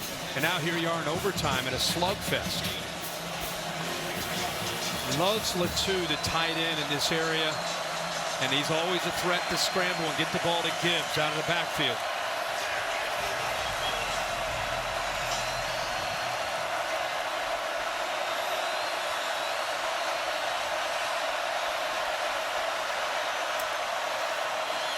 Young sidesteps traffic, motors right on cue. Kirk, it's a first down. He's at the 11. The escapability and the improv skills. Yeah, they play man-to-man, so this is much like what we've seen with Daniels on the other side. Where's the spy this time? They don't have it. See the pressure to the far right? That's the freshman, Perkins, so there's no one there. Everybody has their back turned, and Bryce Young has the same ability to escape as his buddy from Little League, Jayden Daniels, on the other side. No one to spy him, and he had room. Make a great point. The wear and tear in these defenses, trying to chase down quarterbacks in OT, a serious challenge. Gibbs on the check down, muscled out, and at about the 6 by Fouché. Yeah, the two guys that they're, of course, wanting to make sure they give special attention to is Gibbs out of the backfield, the big tight end, Latu, because of his matchup concern at 6'5", 245. It has great hands and athletic ability. He's tough for a backer or a safety. That time Gibbs slips out, gets some really good yards there. One little more drama. The wind has brought in some mist in the bayou here. Cool mist in overtime.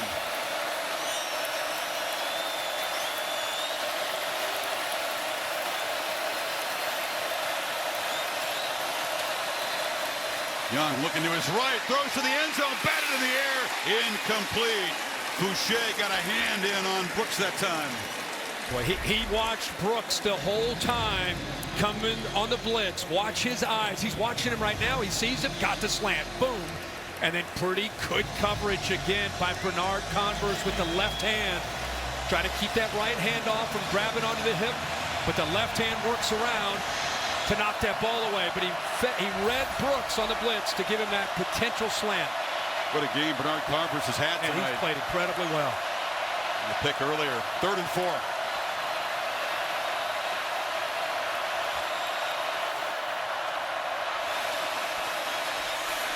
Young for the end zone, incomplete flag.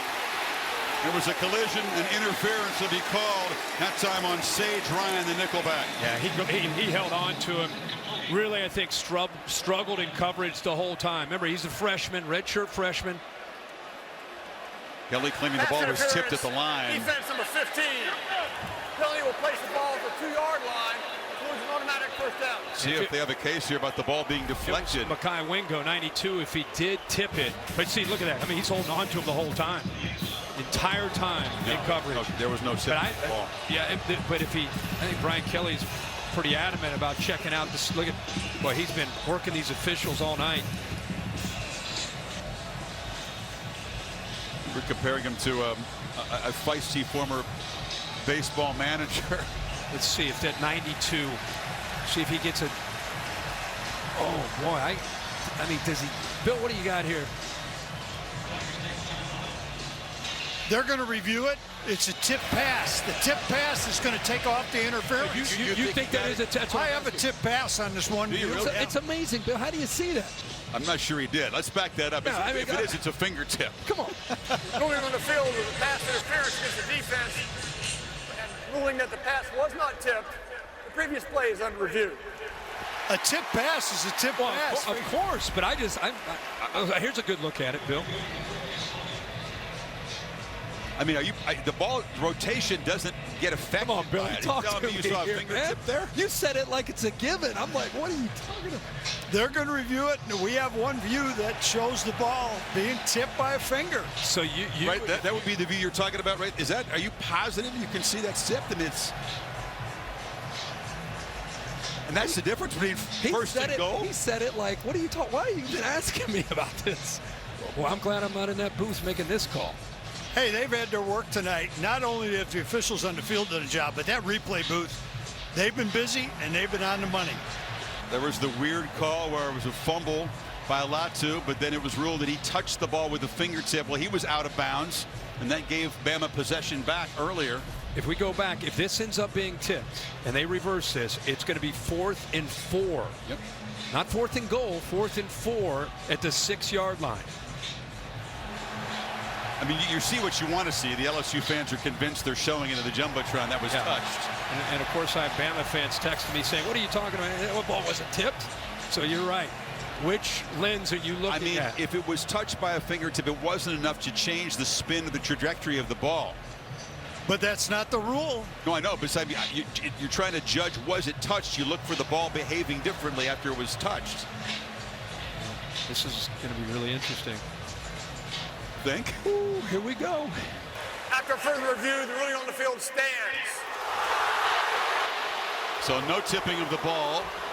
The interference call will set Alabama up at the 2, first and goal. I couldn't see it personally, but everybody. I didn't think it was enough evidence that he definitely touched it because the ball didn't change trajectory at all. But the emotion on the field with these head coaches, you just saw Nick Saban up and down the sideline, fired up. Now we got Brian Kelly. I think you and I saw it the same way. Of course, it comes down to a replay where the tip of his glove touched the pigskin. Here we go. Fresh set of downs, 2 yards away from taking the lead in the top of the first.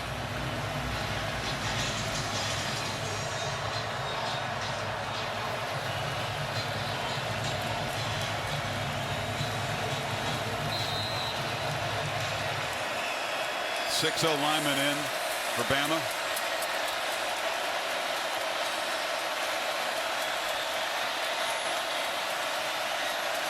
Gibbs is the back.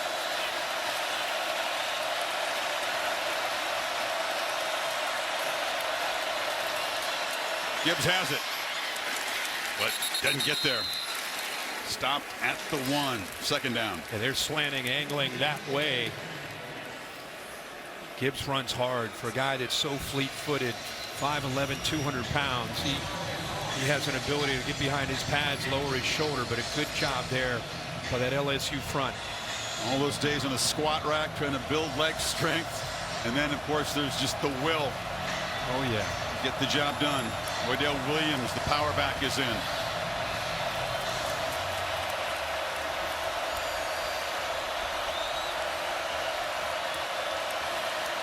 It's Williams' turn. And he's knocked down short of the goal line by Ocholari, third down. Ocholari holding on to that edge of that defense. Does a good job of getting off his block. And then he's just able, with his power, 250 pounds, boom, right there. I mean, he makes that hit. Williams goes straight back, straight down and backwards. But they're inside the 1 yard line now. Here we go.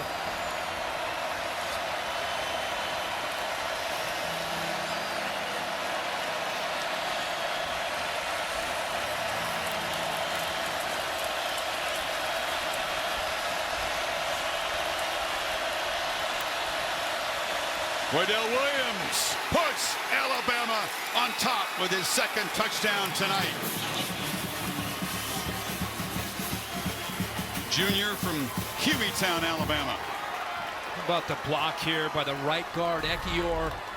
Watch this right here. You get pressure potentially here, some penetration. Nope. Take him away. Gives your back a chance to get to that next level, to accelerate through contact. But a heck of a block there by the big man at right guard, the fifth-year senior, Ekiyor. Kirk, it took 7 plays and a penalty to grind out the 25 yards and take the lead here. BAT makes the margin 7.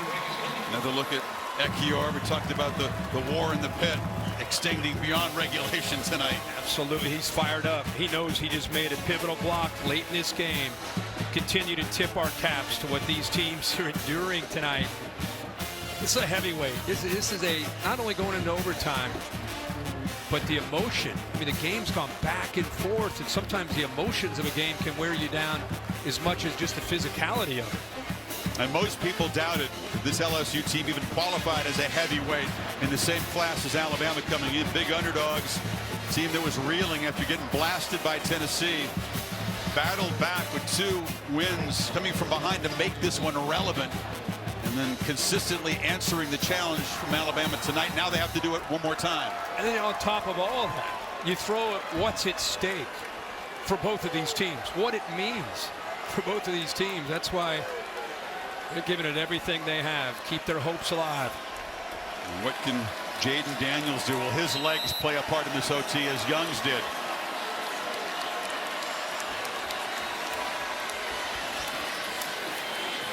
Keeper escapes, makes a cut. Daniels in space. He'll score!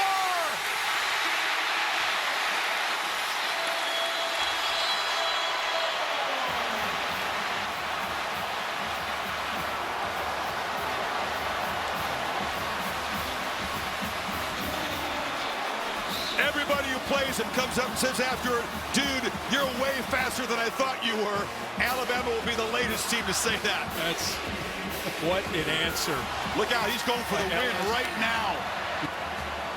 Kelly says, forget kicking a PAT here and playing for double OT. We're going for 2 and the dub and control of the SEC West.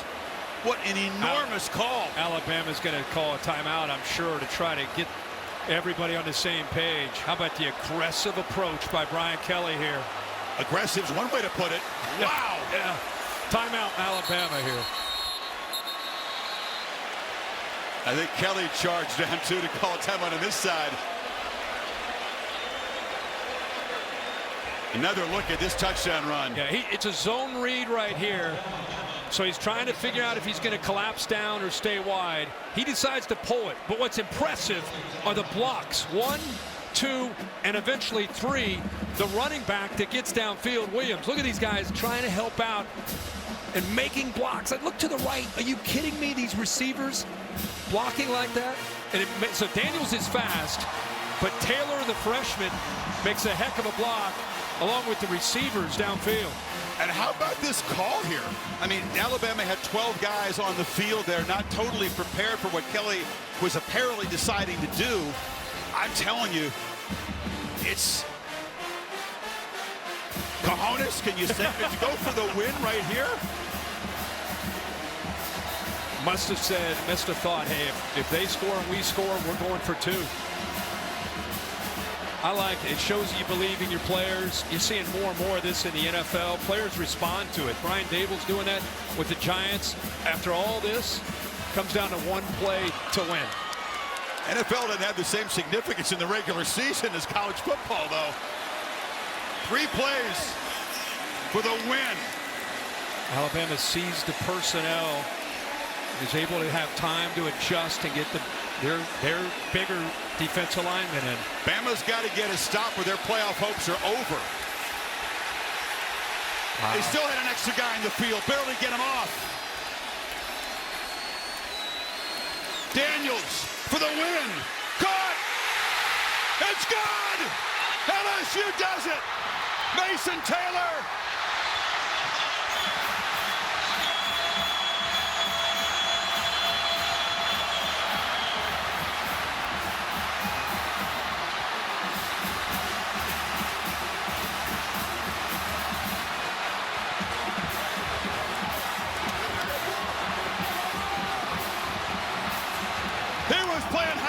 football a year ago.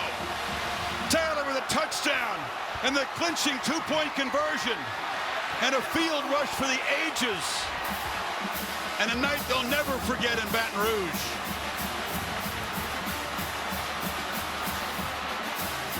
Brian Kelly, aggressive, and it pays off.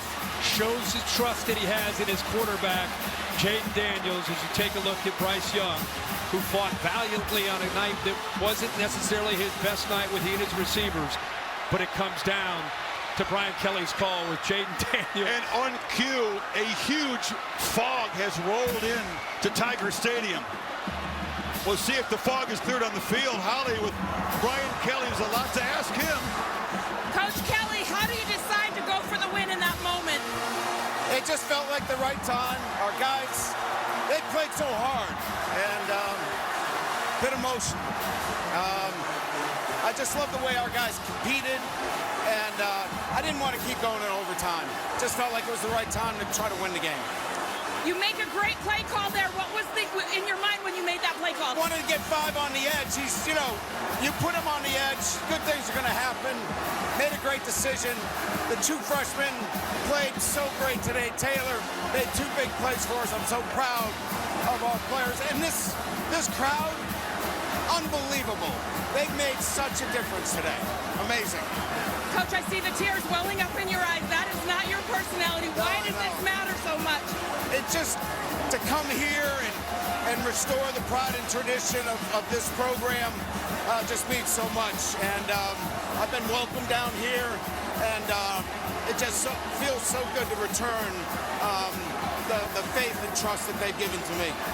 How does this build the trust moving forward, getting a big win like this? Yeah, so now we've got to make sure that it doesn't affect our preparation for Arkansas. We're going to enjoy this for 24 hours and get back to work and play a really good Arkansas team.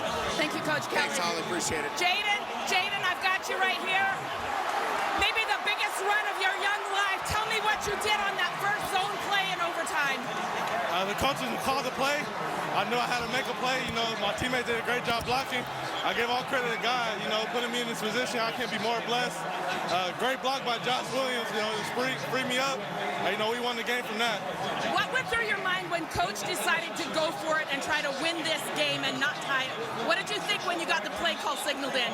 Man, I wanted Coach to go for it. You know, I just shows the trust he has in me. You know, game on the line, he knows I'm always step up, you know, make a play. So I'm very appreciative of Coach for that. It wasn't just this play, this overtime. You had to have another game-winning drive. 5 minutes left to play in this game. How did you have the composure down the stretch? Yeah, that's just me, you know, always being cool, calm, you know, collective, you know, and I give all thanks to God, you know, putting me in positions like this, you know, I'm blessed. You know, I wouldn't change it for the world.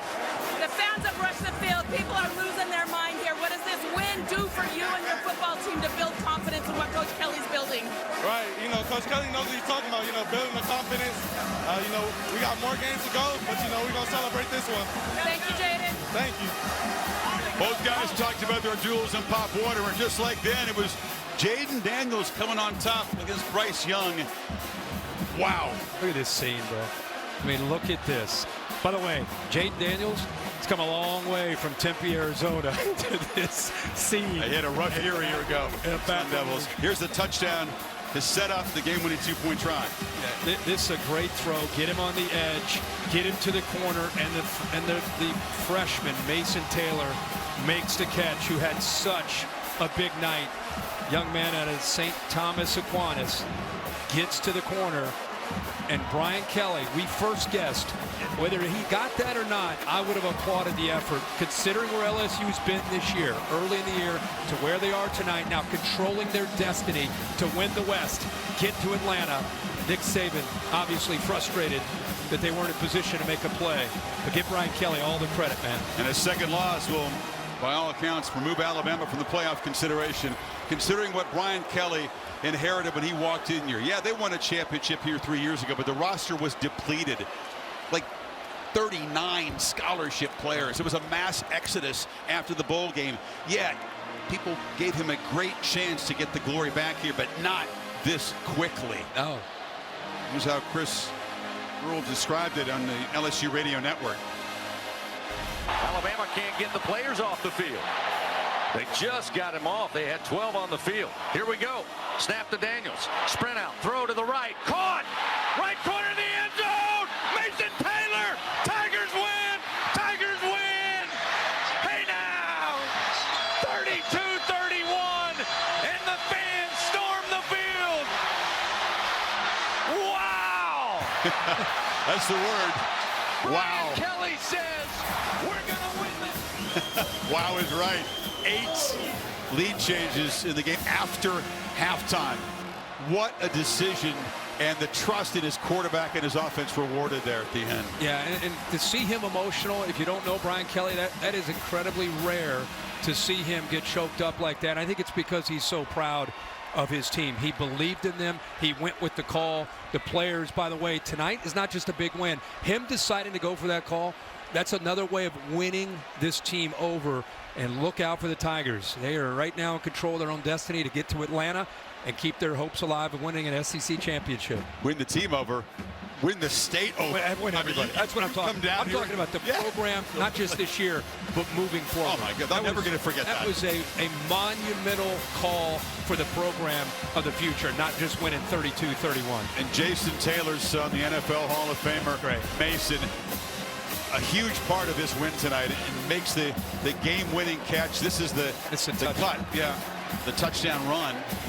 Some great blocks. Taylor was involved in that. Incredible block by Jared Jenkins, who's known for his blocking, and then the two-pointer. Get the ball out, fifth step, give the young freshman a chance to get to the corner, and he does, and now he's with his mom. So he's living a dream, man.